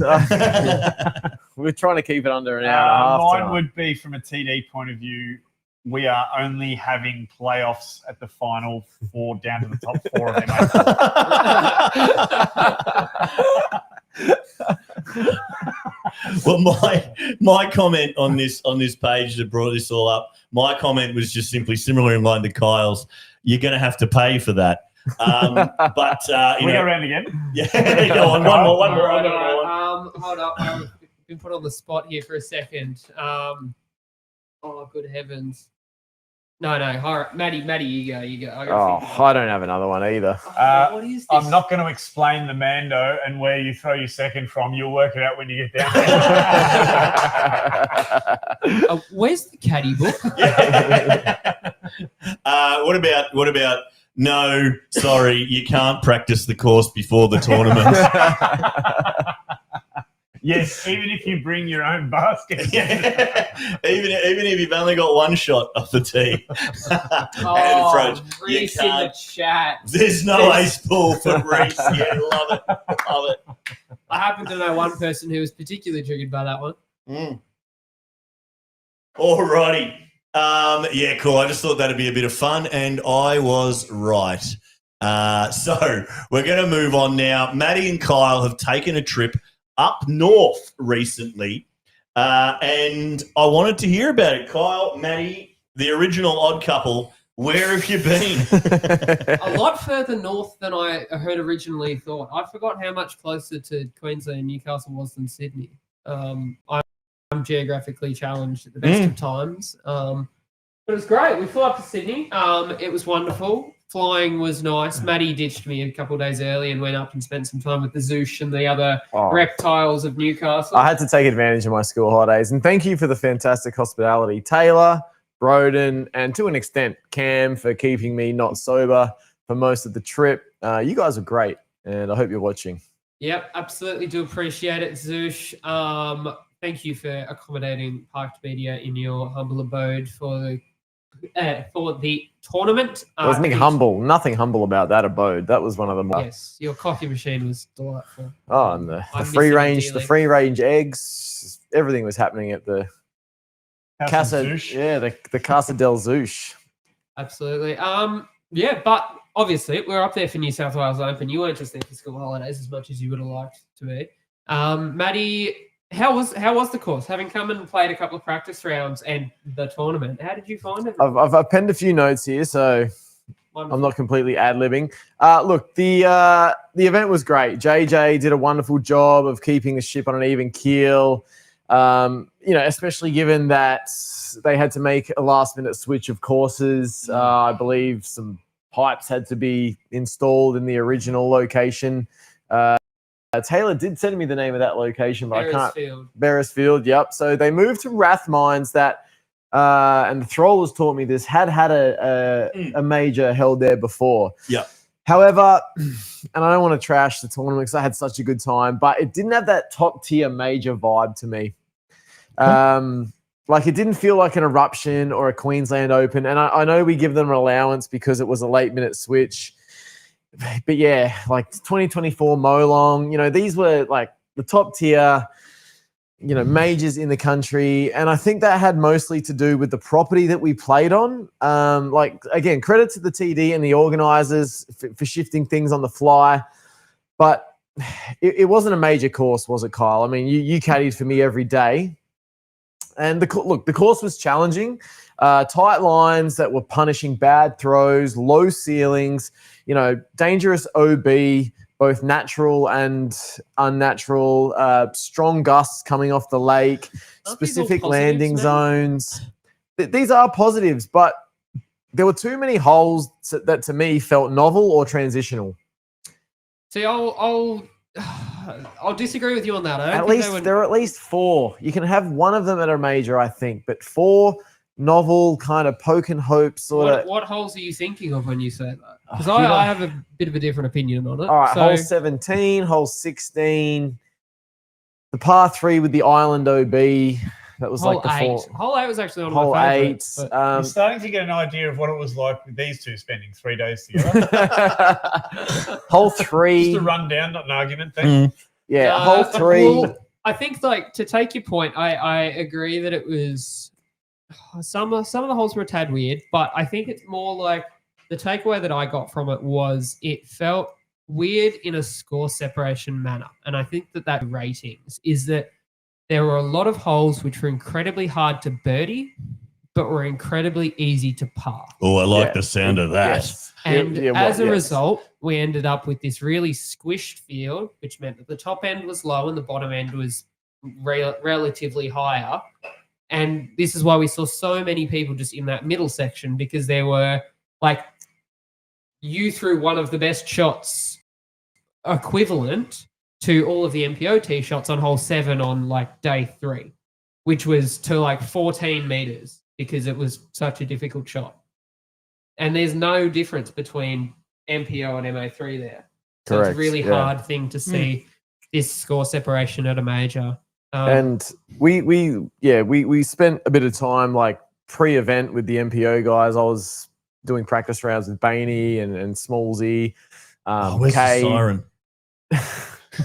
And they all said that, you know, like a 20 to 25 down was going to get it done. And what got it done in the end? Tell us what you really think, Frosty. From Frosty there in the chat. Yeah. He's giving us the complete rundown. Don Frost in the chat there. Or tonight's Tats Lotto numbers, one of the two. But, Kyle, you know, like, all the MPO boys were saying, like, 20 to 25 was going to win the event. And what was it, 15 under or 12 under? It was considerably, like, it was like 10 shots off what people thought was going to be the winning score. I also think that that's a reflection of how it was played. Like, I think when the coverage comes out in 2 to 3 weeks, you'll see that it's like we weren't making C1 putts. Like, I reckon for the first time ever, I saw Bainey miss 3 consecutive C1 putts. And I take that very seriously in the sense that, like, I don't think I've seen Bainey miss 3 in a row. So was that That's ridiculous. Or what was that? No, like, it's just play. Like, everyone was missing putts that they would normally can, and I think that sort of lack of practice. It was a mixture of this, like, lack of score separation and also like somewhat poor play mixing to make this really, like, flat. Yeah, so it's perhaps, I mean, we did mention at the start, disc golf winter. You know, Bainey maybe doesn't have an excuse because he comes from a state that doesn't have it. But, you know, the lack of play, lack of majors over winter in Australia, combined with that lack of score separation, which combines to create pressure. And I have to make this 14-meter putt rather than, I'll run it and see what happens because there's going to be another chance next hole. Maybe that adds up. What have we got? Maybe. But we'll take a look. Have you got anything else before we go? Yeah, look, my final point is I don't think another major can happen at Rathmines because the other problem we had was the foot traffic at the course. It was near a very a popular lake, clearly like a weekender's destination. It was the long weekend in New South Wales, and in a practice round, and I can't remember who it was, but it was one of the MPO boys. An old man was hit by a disc. He had his umbrella. He was carrying his umbrella. Ella. Yeah, that joke was funny. He was carrying his umbrella down by his side, so it didn't actually hit him. It skipped up and hit his umbrella. As long as it wasn't old man getting hit in nuts by Freddy. I wish. And if you can remember who that was, please name and shame. One of the MPO boys, almost was it Clayton? It sounds like something Clayton would do. Yeah. And he would have relished Clayton's not. Yeah, he's Well, he's a local now, isn't he? yeah, but Clayton? He's never. No, liked, he's he's not. never liked old people. He's going to be a Victorian soon. Ah. Zeus said it was Bane. Oh, it was I'm gonna trust Bane. Zeus first. I heard secondhand, so I'm going to trust Zeus. Yeah, okay. So Bainey hit the old man. Well, if it was Bainey, well, in that case, the old man was in the way, wasn't he? Yeah. Look, great event. Didn't feel like a major. We can't go back to Rathmines for a major. I'm sorry. And we're here to make the hard calls. Hot Yes, take. we're here to make the hard That's a calls. hot take. That is a take from Matty. Well, But it was Jason- super fun. It was super fun. Yeah. Jason Really and I fun. weren't allowed to go, so we can't comment on that take, but it's interesting. Not allowed to go. I had to transfer the accommodation that was offered to me over to you two peanuts. Thank you. Okay, so we're getting some clarification. It was Clayton Beck. Yeah. And Clayton lives in CBR. Is it a Honda? Yamaha CBR? You're right. It's a bike. Honda I'm CBR? surprised you know that. All right. Interesting take, Matty. Don't hate it. Come at us and let us know what you think, please. But no hate to JJ. I love that man. JJ's the man. JJ's a good man. Like he did such a good job, and it was a seamlessly run event. It's just the property he was working with, to me, was subpar. Subpar. Well, subpar's a I good don't know, thing in like- disc golf. I never understood that term. I know it confuses me. I know. Matty, I'm so much in the 8-10 category right now on this take. Oh, but I like it's- that. I like that you brought the rate to You're take. right. Yeah, It's okay. just like, but whatever. Like, let's just move on to the results. I'm not going to sit Wait, here so and you're argue. saying, you're saying that you'd happily play that course as a major No, again? I think that the course would need some adjustments, but I think that the property itself could home a major. I mean, like you were having to be aware of guys with their boats yeah, but I think who were that sitting it's- like Hang no, on. dead set, I'm there, not, was, I'm not saying. there was a hole where guys were cleaning their boats 6 meters Okay. from the basket. Yeah, I literally just said the course would need to be changed, but the property itself could house a major. Oh, the property's Yeah. Oh. yeah. Can't start Matty turning back boat Faz. people again. Okay. All right. Ash, bring Dog up the walkers, results, boat please. people, Please the All other- save me from right. Matty On Faz. that bombshell, mate. Good heavens. Yeah, no. Hey, look, happy, and we should say we mentioned JJ a lot. Apparently, from what I've seen, did a fantastic job and certainly pulled out all the stops to get Parked Media, Matty and Kyle up there and to cover the event. So you'll see that in a few weeks' time or a couple of weeks' time. It's pretty close now, isn't it? But you'll see it really shortly. But we should huge shout out to JJ and the team up there. Obviously, ADG. with all the challenge. Sorry. An ADG as well. An ADG, absolutely. JJ and ADGG, they put a lot of work into getting us there at the last minute. They weren't quite sure what was going to happen with the change in course, so they did put all that together for us really, really quickly. And it sounds like Kyle at least had a great time. So I did. Because he didn't play. It's a wonder what not playing does to I your was experience just of the about to tournament. say that your take on a course is a hell of a lot different when you don't shoot 20 over. You know, admittedly, I feel like I had a very liberal, like a very, Nothing for lefties out there. It was a very lefty friendly a very course. lived too. experience watching Matty Faz. So I did feel like I played it, but Shanking forehand. I'll go back to the previous option. yeah, this one here, I like this one. Yeah, that's All right, we're talking results, boys. Yep. Oh. So MPO was a close battle, actually. I mean, it was not hot, but it was close the entire time. So Austin Leith and Luke were in a 3-horse race for the most part of the tournament. I think it came down to the final 3-hole stretch, so it's really exciting coverage that's going to come out. So look out for that. It was really great to see Leith play super well. And threw some ridiculous shots. Leith is a there. force, man. His forehand is cooked. Anyway. He's like boring good. He's like boring so good, yes. it's almost He's boring. effortless, isn't he? Oh, Effortless. Matty's going to be his biggest fan if he's boring good. He's almost in the Perry category of just Yeah, like, oh, effortless. okay. Sees 100-meter forehand parked. No rollers. Come on, guy. Moving on to MA1, we had Daniel Jacobs stealing the win on the final round with a hot -4. I mean, looking at the MPO scores, like they're shooting -5s as well. So it was a very hot round to finish off the tournament there. Rated 973. That's pretty tasty. Doesn't count though because he doesn't have a surname. It's Jakob. MA40 was a tale of two tyrants, Peter Bly and Gavin Palmer, with Peter Bly getting it done in the end. Both shooting even in the final round, holding on there from Hackett, Australia. Where's Hackett? Any ideas, boys? It's got to be local to Newcastle or New South Wales, doesn't They it? all have AU next to them. No, don't they have like No a state comment. name? Nah. Oh, Now, this is where the real battle was. Holy MA50 with the come from behind victory in a playoff. Jeff Parry took it on the first hole of the playoff. Meg 9. Is he Was it taking up Nick? disc golf now? Who was that? Craig. Parry, Craig. the golfer, yeah. I can't remember if this is on the advanced. Oh, I think it's on the intermediate, so it is like a very similar rating to that 970 if you want to drop that down, Ash. But still, I think that is the hot round of the intermediate layout of the entire weekend. So It was, yeah. 56 Where above are we? rating. what a time to do it, to take down And Josh Conroy, no slouch either. Tied with Kevin Brooks, who also shot that neg 9, but had a little bit more work to do going into day 3.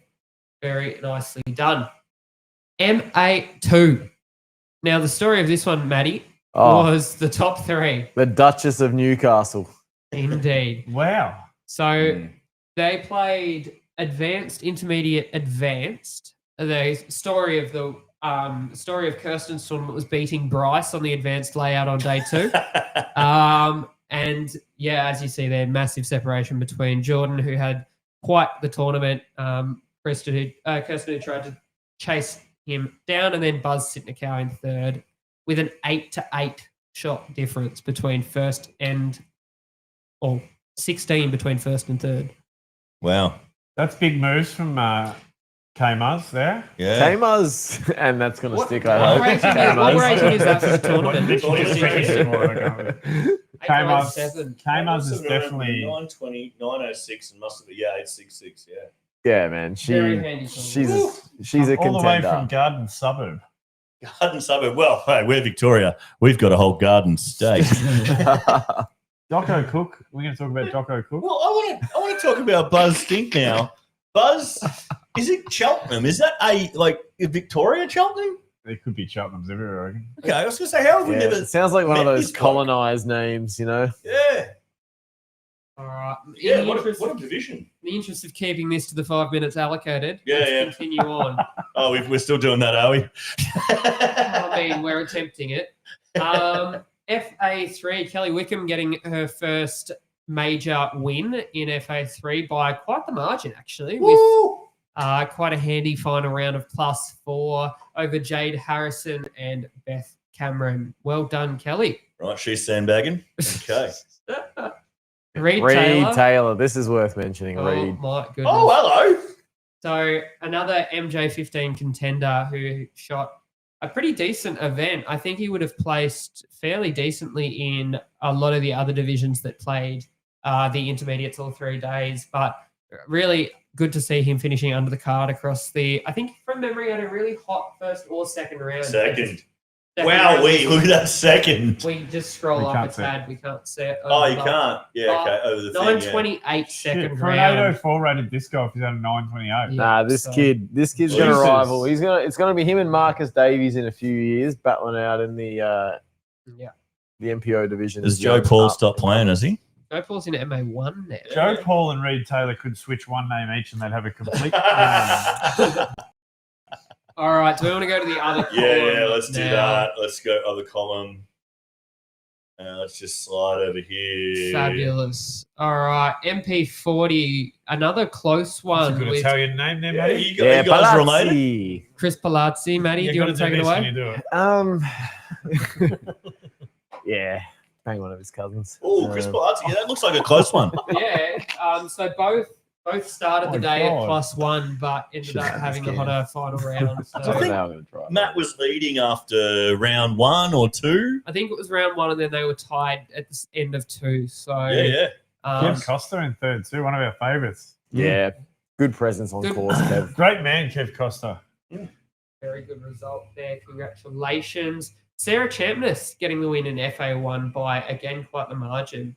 She's becoming a bit of a pest in She's got that- FA1, isn't She's she? got that level of champness that you need. Someone keep him away from the low-hanging fruit. All right, can we move down to the next division? Carol Hartley in FA40. Oh, we hear that name a lot. Yeah, Charlie, just smashing him. Constant in the FA40 division. Again, quite the margin there over Jenna Buchan and Emily Cameron. Home Nice. field advantage there, not quite enough. to Emily get up. Cameron, shout out ADG. Love your work. FA50 with our fan favourite Tanya Behan. Shout in out this. Tanya Bean. Tony B. I think this was a Legend. much closer battle until I think it was round 2 where Janet started to pull away a little bit. I think they were quite close in the first round. But congratulations, Janet, on the win. That second round doing some major Can't work wait. there, representing Wagga. Yeah, having lovely. some New South Wales I'm presence can't there. Wagga 2 times. And now a division that Matty is authorised to speak on because he was a part of it, not that you can see his name. Did they delete my name from the top 4? No, you did. Thought I snuck in. No, Finley Atkinson, biggest bagger in the country. Come on, buddy.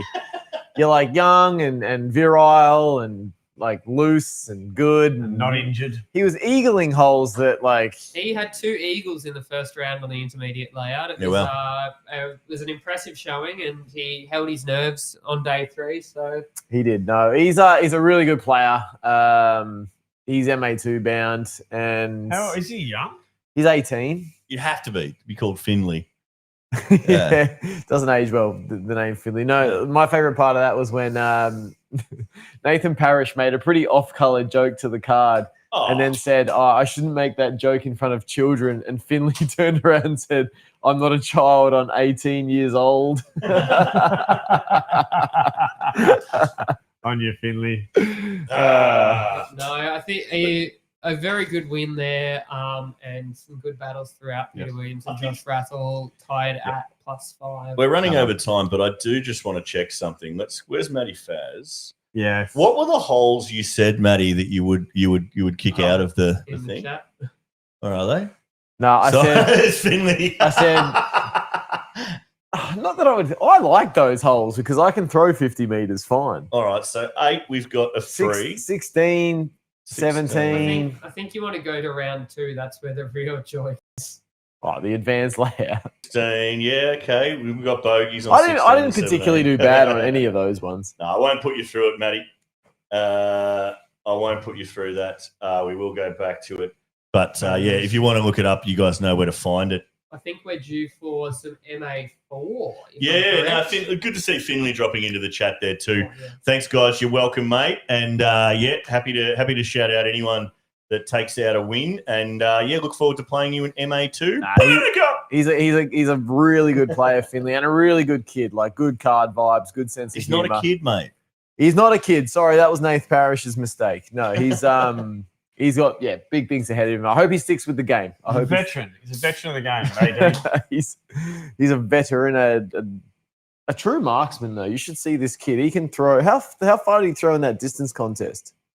I pumped one out over 140. Country mile. You'll find MA3 player pumping him, not at the pump house in Mundaring, but pumping him 140. That's an artilleryman. Yeah, marksman's accuracy. I was Marksman's gonna say that. accuracy, yeah. Okay. All right, MA4. Oh, good heavens. Anyway, we're gonna Finley, get there. fuck I'm really off your trying to keep, MA2. I'm so trying to keep this on track, but as you can tell, Finley, there's been yeah, some bike. whiskey opened and this has turned to a if I can interrupt the sound effects. It's time for Goose Watch. Robert Ryan takes out MA4 -3, 12 shots ahead of Colin Merritt and Matt Jones. MA3 under par. How do we feel about that? MA4 under par? MA4 Is under that, par. is, that, Well, is that that's- easy course all days? I don't know. You'll be able to see. Played with Show Robert. the I played ratings. with Robert Ryan at the Okay. Sizzler. We said an 850 event, so that's actually pretty Yeah, on track for absolutely, MA4. Yeah, all right. That's intermediate. You're off round the all hook. three. Robert Ryan. I played with him at intermediate the one, I Sizzler. think- Robert Ryan. It's funny. His wife comes in and watches him, and when he plays a bad shot, she goes, "Oh, Robert." I've got a question for you guys. Yeah, great recap. Thank you guys, and thanks to everyone that's chimed into the chat with the New South Wales Open. We see there that Hackett is in Canberra. Cook is in ACT as well, apparently. Finley, good to see you jumping in there. But I did want to ask you guys, Randall Peters, I saw him signed up for the New South Wales Open. Did you guys get to spend any time with the excitement machine that is Randall Peters?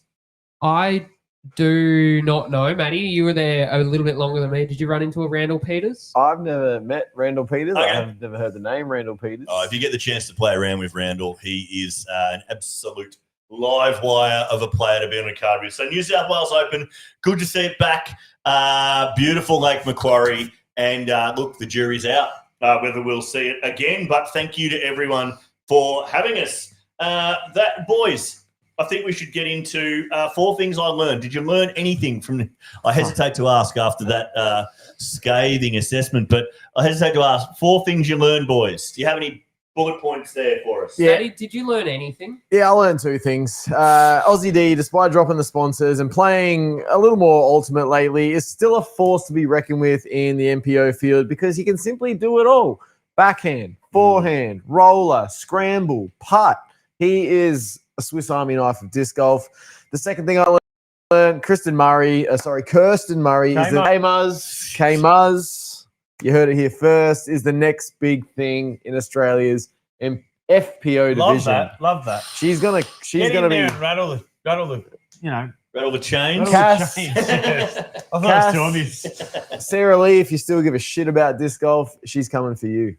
I like that. Ooh. I like that. I love it. I love a new kid on the block. Yeah, Jen Lam came and went. Who else is there in the FPO these days? Huss, the national champion. Huss, sorry. Huss is running at the moment, and we I, took I apologise, Claire. K-Muzz and Huss just battling it out. We'd love to see that, wouldn't we? Yeah.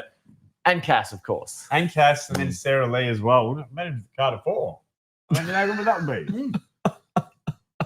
Well, let's get them all playing. No, I'm being serious. I know. FPO at the majors is we haven't cracked a full card for a while. So No, I'd I'm with you. love to see that. Love to see all of them get out at once and just have a good old crack at it.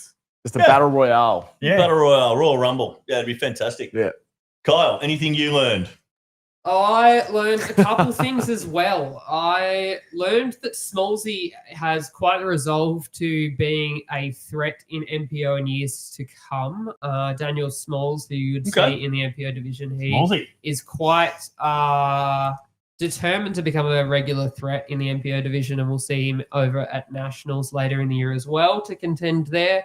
But he is here to play, is what I have learned. And he's a paramedic, so you know he's fucking crazy.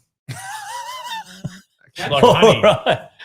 Yeah, Honeyman's like weirdly like leveled out for a paramedic.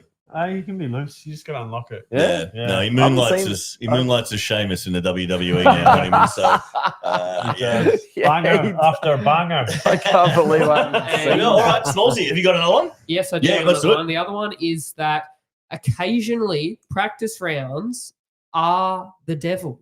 Because Matty Faz played 2 days before the tournament and got to day 2 and was like, I'm so done with disc golf. I do not want to play this round. The body. He made a 3-day tournament into a 5-day tournament. And who would have thought that was a bad idea? I did fade pretty And hard. funnily enough, never Matty when he says, I might go out and just roll around Stony Creek 4 times. And you go, are you sure? And he's like, yeah, I'm not going to go there for nothing. And then afterwards, he's like, what were we thinking, man? I can't move for the next 4 days. So what I'm hoping this learning results in is Matty Faz, know your limits, mate. I don't want to get old, man. I don't That'll think happen anyone anyway. does. I know. I know. Ash All wraps right. it up for New South Wales Open. So back to you, Ash. Brilliant. Thanks, guys. Excellent recap of the New South Wales Open. We were glad to be there. Look forward to the coverage. Boys, I've got a space in the lineup here for a hot button topic. Does anyone have a hot button topic, a burning topic they want to bring up, a controversial take? It's more a thought. Oh, this is not where I expected It's it to more come a from. thought. No, it's something that someone to have a look. Everyone, sorry, all of the disc golf nuffies, the park media nuffies, have a think about it. Big changes this year too, and we're going to talk about that soon. But the eruption tournament, across 4 days this year, and there's a cut to the top half of the divisions that are pointing north, and star sign falls in between May and November. No, I'm only joking. So some of the divisions, the 4-day divisions, are having a cut on the last day. I think some of them only have a few in there, so they won't be having a cut. Is this the future of where disc golf tournaments and majors, as we know, it's the biggest tournament in Australia? So is this the future? Is where it's going, or are we just taking a piss a little bit with this one? And we just leant into it a little bit too hard, going, look at me, I'm the best tournament in the country. Look what I can do. Well, as a guy, honestly, as a guy that started playing disc golf, just over 3 years ago, and now works in producing disc golf media, runs a live stream on Australian disc golf, and rates himself pretty highly. I'm never going to shout someone down for reaching for the stars. Right, so Ryan, Michelle, and Ryan and Michelle, because Ryan Michelle's obviously reaching for the stars as well. But Ryan and Michelle running the eruption, squat rack. Never going to shoot you down for reaching for the stars. I guess yes, I see what you're saying. This year, it may look a little bit off and a little bit weird, but in 2, 3, 4 years' time, and who knows, they aren't thinking that far ahead. Does that not become the norm once the Australian public gets used to it? It's the same as the Nationals conversation when they switched to 2 weekends a couple of years ago, and everyone went, "Whoa, what are you doing?" And now everyone's just accepted it. Yep. They got rid of MA4. It ruffled some feathers. Well, I know one set of feathers that didn't ruffle. The Hugh Grant-shaped feathers on that end of the couch is now the perpetual MA4 Australian champion. Well, there's something. There's something to put on your mantelpiece.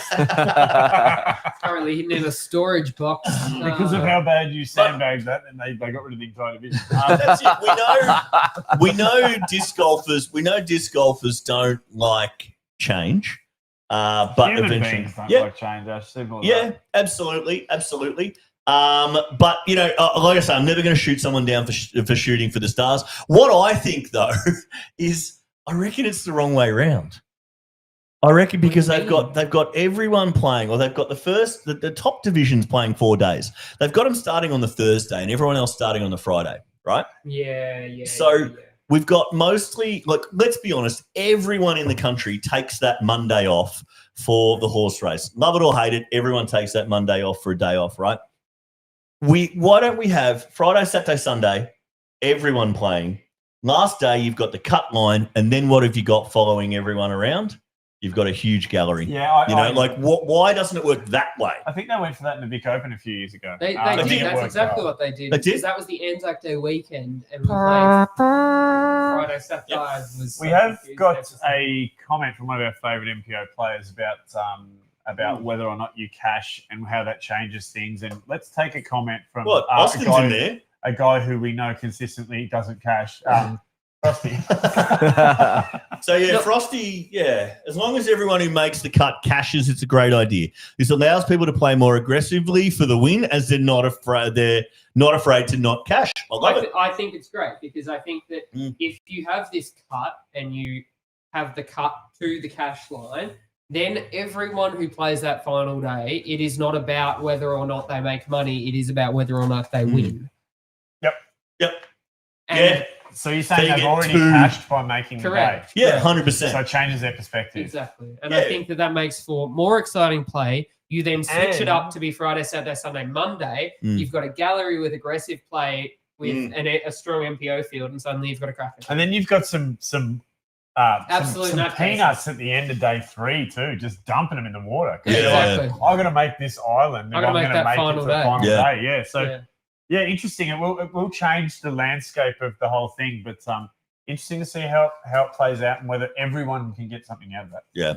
And we know from the last couple of years, the eruption is a leader. You know, it's pushed the Sizzler harder. It's pushed every other tournament director in the country harder over the last couple of years to try and be the eruption. I don't know what it is about the eruption. Is it the course? Is it the vibe? Is it the 15 event dinners that they have? I don't know. But they put the work in. They try things. I caught up with Ryan recently talking about what Park Media can do at the eruption this year. Ryan said he's actually blown most of the budget for the eruption on white paint. He literally said he needed more paint. So look forward to some of the same OB as last year, guys. Interesting hot button topic, Jace, especially coming into the eruption really, really soon. Anyone else got one? We've got one in the chat if you guys don't.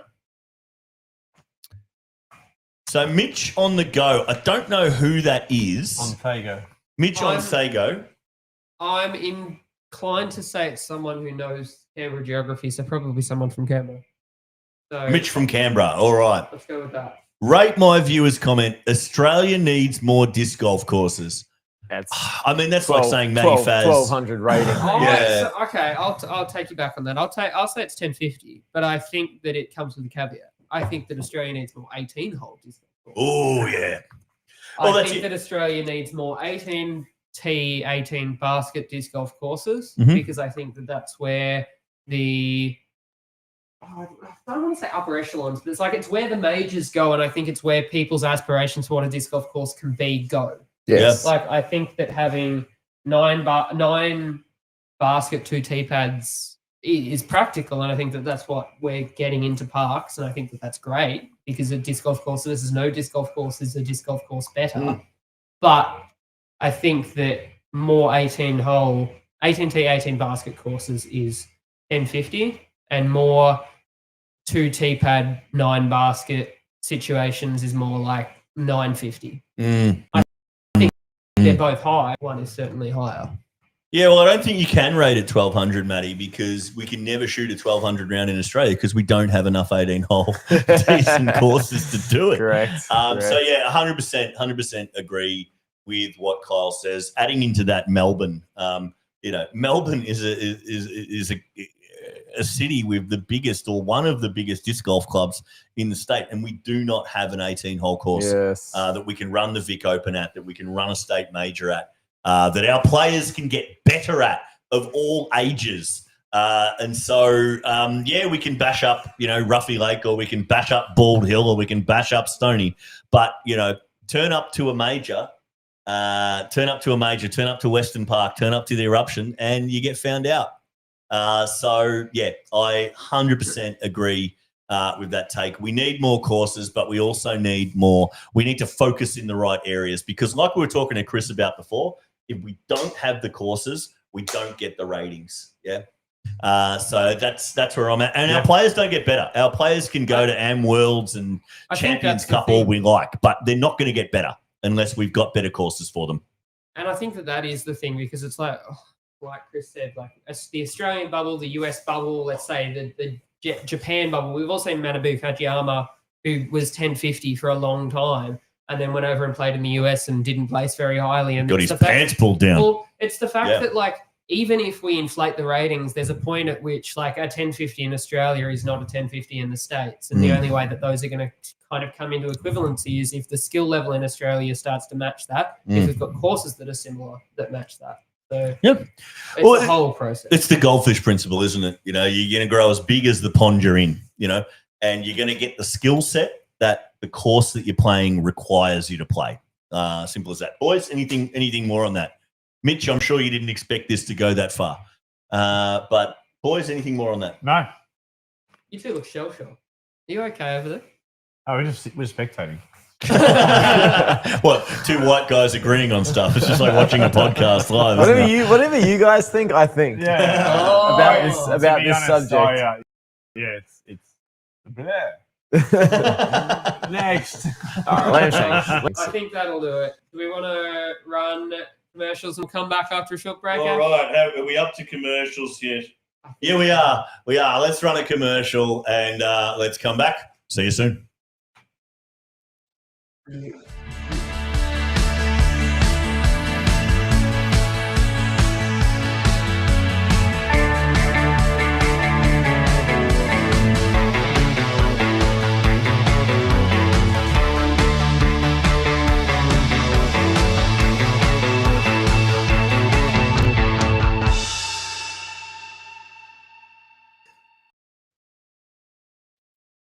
Drive home. Bro. All right, we're back.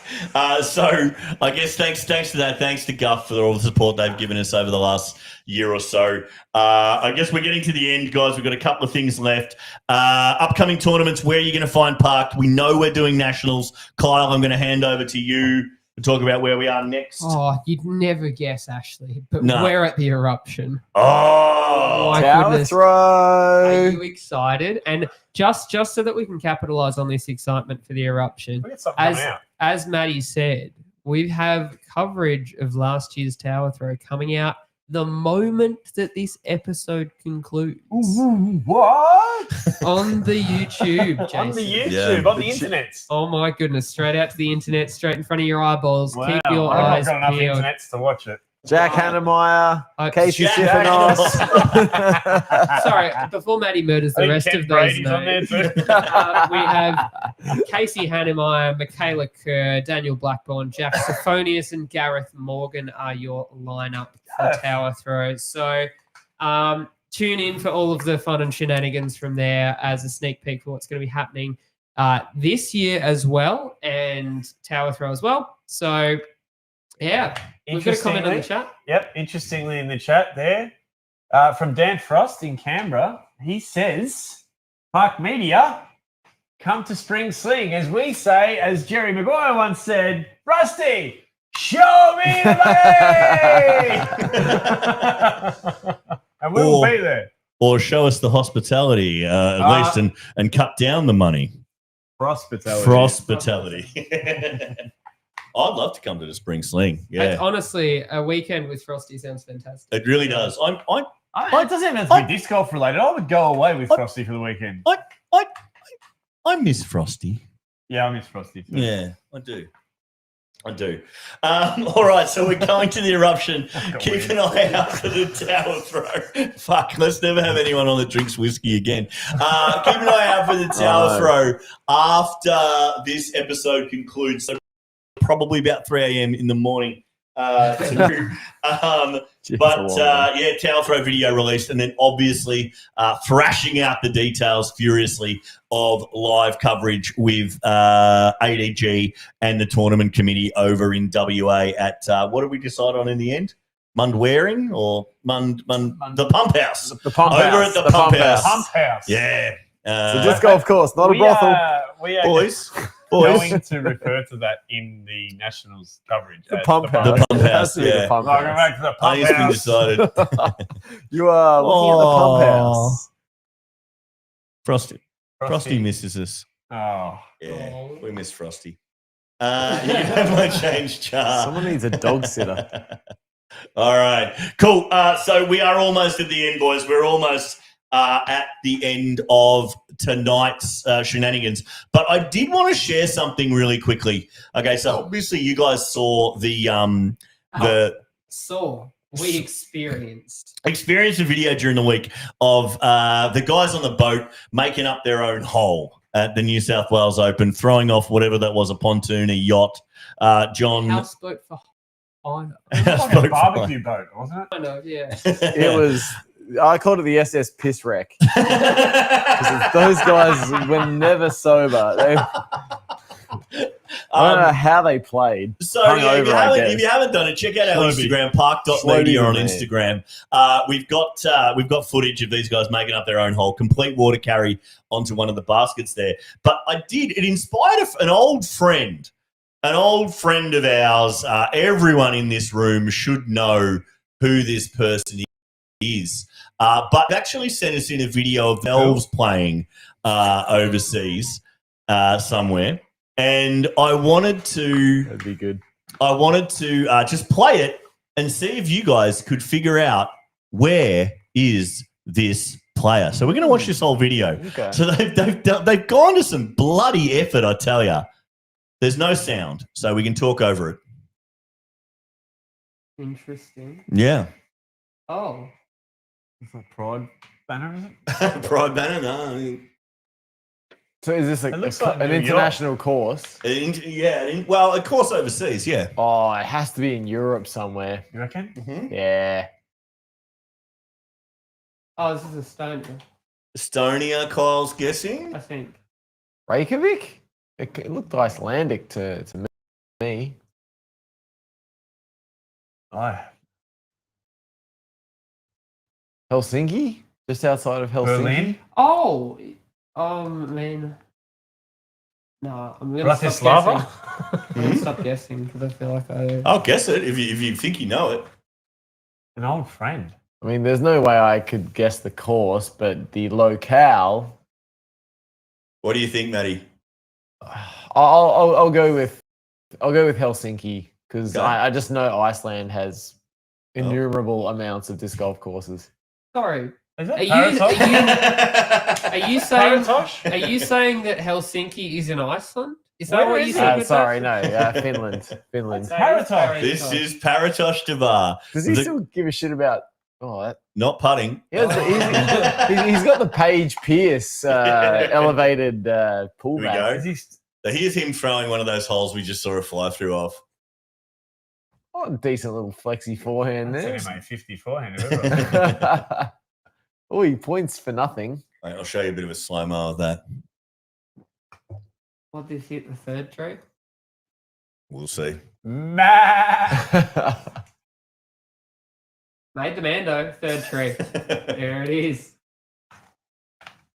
I'll go Finland somewhere. in- Paratosh Devar. Here we are. somewhere Helsinki adjacent. Yeah, what do you reckon?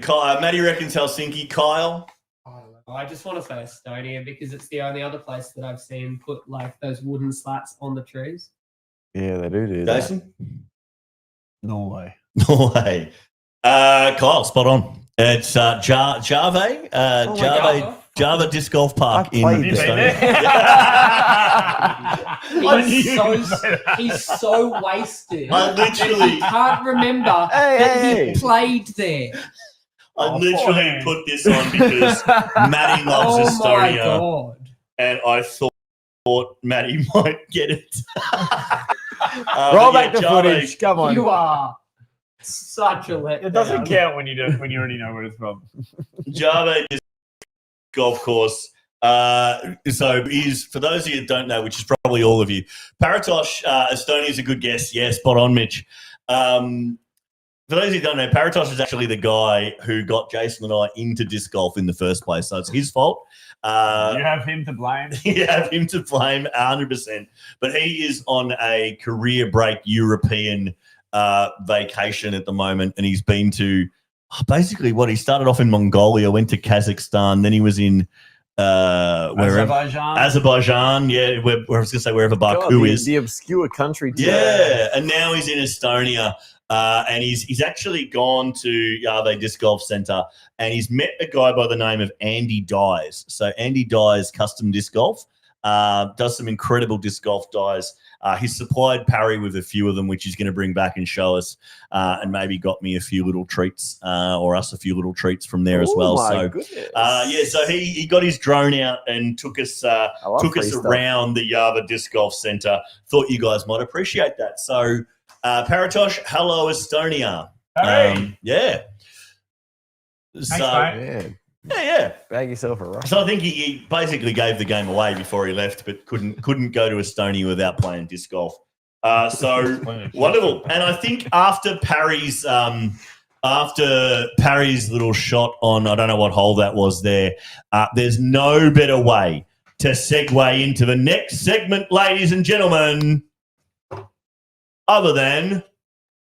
I'm doing a lamb roast. Serve lamb on Australia Day. You know what? We'll take it. We will take it. Thank you for that, Sam Barnett. And yes, it is indeed. Thank you for the intro, Ash, but it is indeed time for the greatest disc golf segment in the free world for 2025. Carrying over from 2024, of course, Matty. Goosewatch is coming for it. Though. Lamb Shanks is back, ladies and gentlemen. I've got an action-packed episode for you tonight. So grab yourself a cup of tea or coffee, whatever you prefer. Sit down and enjoy Lamb Shanks because it is back with a bang. Many people have thought it had disappeared, and there was protests in the street. There was, sort of pro-Lamb Shanks rallies. Every Sunday in Melbourne. So it's made its way back, Matty, and you couldn't be happier, could you? I'm elated is the only word. We're going to flip it on its head this week because we've got a special edition, Matty, and I think you'll appreciate the theme that's coming. I don't think I will. Special edition of Lamb Shanks to come this week as we just muck around with our screens a little bit to get it right. But we have, I'm going to start with the home viewers this week, and I've been sent a couple by some serial shankers out there. There's one bloke in particular. Serial shankers, Kyle. I think there's one in the chat, actually.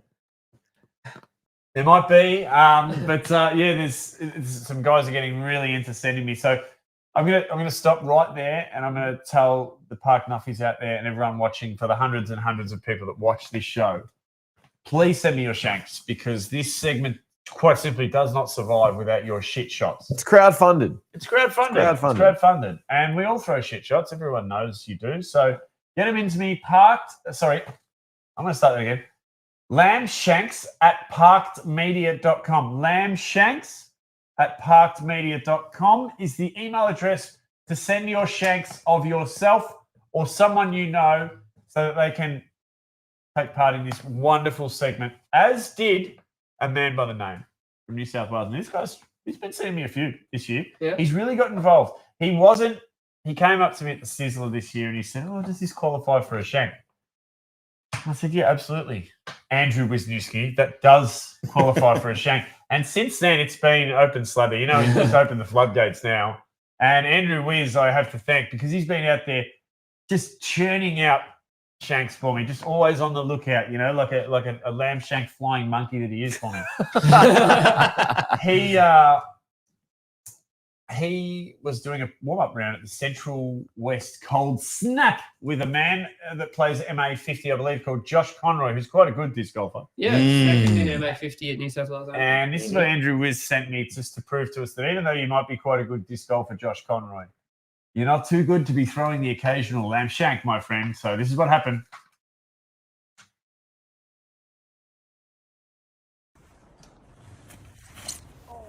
Oh, he's trying to enact the 30-second rule. And he's up. Doesn't count, Josh. Oh, yeah. Oh, yeah. Ouch. And he was straight. Didn't even break stride. No. Didn't even break stride. And rightfully so, Josh. You get an almighty... Wait for it. Yes, he knew he had that one coming. Shanked it. So thank you very much. The home viewer segment. Geez, the home viewer segment's great, isn't it? It is. It's good. Thank you, and please send thoughtful. them through because this is what keeps this segment going, like I mentioned. I have another one from another serial shanker. He is DGBG, number 3 from the Victorian Circuit, which stands for, if you don't know, generic disc golf ball guy number 3. Nath Parish has sent me one, and it's a self-shank, Kyle. Oh. It's a self-shank. You know what we say? We love the masochists. We do. We love those people that self-shank because if you've got enough time to do that, well, you've got enough time to do it. I mean, we nearly saw Duncan McIntosh take it all the way to the top last year with his self-shank. We did, and he'd like that term. So Nath Parish got out to Inverleigh and thought he'd have a crack at hole 10, I reckon it is, on the whites. Yep, hole 10. On the whites. On the golds. Are you impressed with that? Hole 10 on on the the golds? golds. I got it wrong. Yeah. Okay. So I'm he's throwing over the dam here, and look, we're not really sure what really is wrong with this shot, but we'll have a look. Seems to have come out okay. Double teapot stance. Esche pants. Is it frozen? Is it frozen? I don't know. Hang on. No, I'm still getting a signal. He's just staring at it. Oh, there he goes. Oh wow, Staring it down. that was deep reflection. All it was. There's some filthy tracksuit pants too. It's heading towards Jay the Brady tree. esque, aren't they? What? What tree? Oh. Oh damn! It fell straight into the water. And the double teapot there prolonged. Yeah. I like that. Wait. I think he's Wait close for the to that. sound. Wait for the sound. Clock. Yeah. I'm going to go out on a limb. Yeah, you deserve that, Nathan. Now, I'm going to go out on a limb and say that he posed that double teapot. He knows that, Matty, you and I are a big fan of the double The teapot. double teapot is something we look for. There was a lot of self-hate in that double teapot. There was, but it he was held that for There's a a long lot of time. disappointment. in He that held double it for the judges, I think. He held it for the I judges. reckon that was like his fifth crack at that shot, and he was just like, "What the fuck am I doing?" There was also a little bit of look at me farter too. There was a little bit of sachet, a little bit of I'm serving some BBL realness here. He squats, he lunges, Yeah. he works on the tushy. That was our home viewer segment. Thank you very much, Nate Parrish, for the video. And thank you very much, Nate Parrish, for the shank. On the previous one, I forgot to say thank you very much, Andrew with the new ski, for the video. And thank you, Josh Conroy, for the shank. That was the home viewer segment. Now, don't go anywhere because we're not even halfway there yet. Mate. I've got a question, speaking of halfway there. How are you feeling at halftime of this year's AFL Grand Final, mate?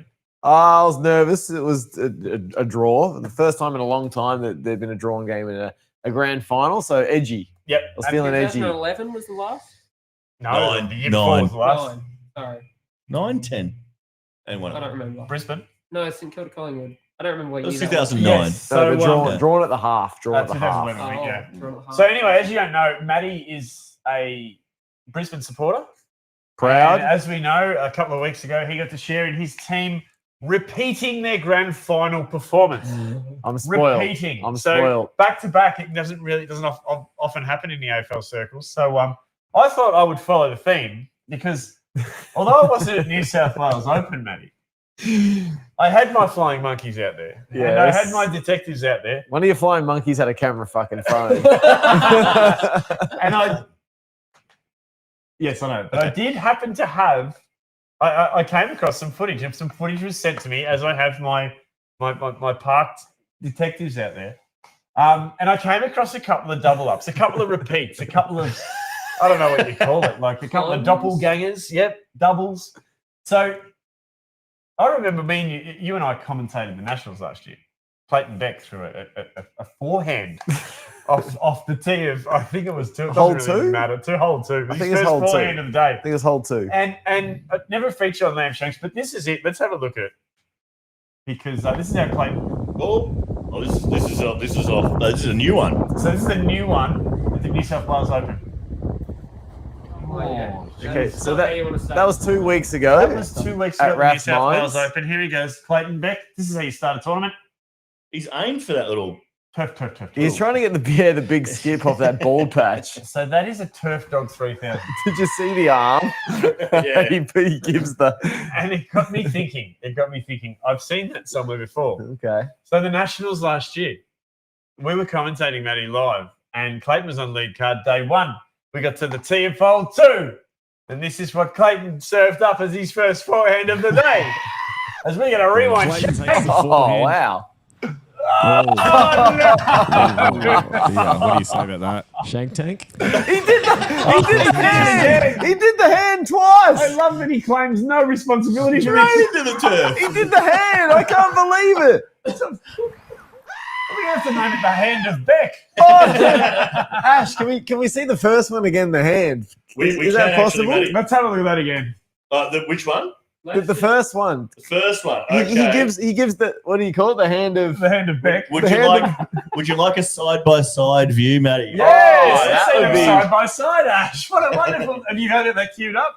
Oh, just hang on. I'm just making one. There we go. Let's see. All right, let's see if this works. Super You ready? producer Ash. Oh, look at this. Oh, that is comfy. Wait. There's One the hand. and Oh, Clayton. I love that he claims absolutely no responsibility for that rubbish whatsoever. oh. So, I mean, I was amazed. I mean, we should say Clayton Beck is studying to be a pilot. So that nose down is a bit of a concern. Yes. Oh, Yeah. yes. Unless you're flying into a headwind. There you go. Everyone's favourite fake pilot, Clayton Beck. So thank you, Clayton, for the Shanks 6 months apart, albeit 8-9 months apart, albeit. But we're not going to finish there because that wasn't the only repeat that we saw for the weekend. Now, What? yeah, believe it or not, yeah. Surely people aren't still making the same mistakes. I wasn't there, but I had my detectives out there, and my detectives sent me the footage. They sent me the footage, the proof, the evidence that I needed to convict the next shanker on all charges. Oh, there was a shank. Just roll it, Ash. Just Let's roll just it? roll it. Run let's that just shit roll it. back? Yeah, let's see who it is. All right. Oh, no. Let's make it fast. Let's make it fast. Oh, no. There was a line through the bush. You just had to hit it. Matty, it's Matty Faz. Oh, no. How does Form and a 8 much good deserved- perform that poorly? You have been Question on sentenced to land everyone's Shanks. lips. But, I mean, that was, I don't know, did that jog your memory at all, Kyle? You know what? The moment it left their hand, Ash. it did ring some bells. Ash, what did you think? Have you seen that before? The second that video came into my inbox, I went, wait, are you sending me an old one? Yeah, no. Yeah. Vic Open, Yep. 2023. Yep. Hole one. Hole one. Let's start the round with Matty Faz and see what he does. Here he is. Okay. Oh, Some different Matty longer Faz. hair. Different hair. Your runner-up CTP. Oh. Imagine getting rinsed by Chris Scott. No one gets rinsed by Chris Scott. Boy! He's flipped it up, though, hasn't he? Beautifully into the And what chair. about Matt Green wouldn't jump in my grave quicker than Ash, that? Ash, I know I'm putting you on the spot here, Yeah. but do you reckon there's any chance we could get a side-by-side of those two? See what I can do. Can you guys just unpack the form It's here? a Fat Albert impersonation. Hey. Now, I think Is that now cancelled? Yeah. Can you do Fat Albert anymore? Yeah. All right, here we go. Do you want to see it side by side, Matty? I do. I want to study this to correct the mistake. I Here we think go. I think I pull before I plant the Matty foot. Faz, about 2.5 years apart. This is what we've got. This is Has his form improved? Oh, apparently not. That is identical. identical. And the same little head dip. Wait for Except it. look at the later one. You were much more like, am I still Look at doing the this? disbelief. Oh, the one on the left, you were like, oh, that's why sometimes I do that. The one on the right, you're like, yep, still doing that. How many more Spin Doctor form videos do I have to watch? But anyway, that is in my opinion, one of my favourite. That was a very good show. Favourite lamb shank That was segment. very So good. thank you, Matty Faz, for the consistent and continuous shanks. Oh, I know. And thank you, Matty Faz, for the videos. Thank you, Kyle Herbertson, for the video on that one. Yes, But thank ladies you, and Kyle. gentlemen, that was it. Thank you very much. That is Lamb done. Shanks Well for done. another episode. Well We'll done. see you next time. One of the better ones. Yeah. One of the better ones. If he does say so himself. That's yeah, sorry. Someone set the smoke machine off in the area at the end of that. But yes, Jace, incredible amount of work you put into editing those videos. Some of your better work. Ideas, man. But yes, on that bombshell, sandbaggers, as always, after Lamb Shanks, that is all we have time for on the Clubhouse Is tonight. there anything coming out later tonight or anything? Yeah, we've mentioned it already, but We let's have? talk about it again. Sorry, I missed that. Sorry. The towel. I mean, did it's, talk about it's now 10:10, so like no one's going to watch it tonight. So How has this been our longest episode ever? We're having some fun, wow, man. I wonder. Let's Yes. ask Jack and Daniel. Anyways, it'll be out on your feeds by the time you've watched this episode. So go pay it some love. Comment your Yep. favorite. Just comment on it in general. We've seen some bad engagement bait. Please, this is good engagement bait. Yeah. Like comment on it. Just Yeah, please. comment, share, Let us know what you think. We'll put those Shanks up on Instagram tomorrow. Maybe the whole segment as a YouTube short, because that was quite special. But what I'm going to do is I'm going to isolate the Matty Faz side by side, put it up as an Instagram reel. Please give us your form reviews for Matty Faz to stop throwing it a 45-degree angle. What am I doing wrong? Entering tournaments. We'd like to thank Guff. I'd like to thank Oz Discs and Heiser Flight. Jason and Matty would like to thank Ginny Disc Golf Shop, Tommy Chula, Rockstar. And I would sponsor of the New South Wales Open. We've got to mention that. Oh, does he? look out. And Total Tools. That's because Matty and I were there. And a big thanks to Sean and Vanessa over at Disc Golf Warehouse for me as well. Back to you, Ash. Yes, love that. So thanks. And obviously Bespoke, who are very much behind Lamb Shanks, but we haven't mentioned this year. Bespoke provided the prizes last year. Anthony and Michael over at Bespoke Disc Golf, huge fans of Lamb Shanks. So they will be becoming a big part of Lamb Shanks going forward, and Parked Media. Thank you, Sandbaggers. Thanks for sticking with us. We're going to do this once a month. We'll see you in another month's time. Oh, shit. What? Apologies, Tim Ware. He's been waiting all that time. Next time. I'm so sorry. We ran out of time. Just stay down there, Tim. Yes, Tim. Sorry, buddy. But yeah, we'll get to you next time, Tim Ware. We'll see you next time in about a month, just before Nationals, Sandbaggers, and we'll tell you all the things we have planned for Nationals. We've been Park Media. You've been our incredible Sandbaggers. We will see you next time. And until then, Park it. Pocket.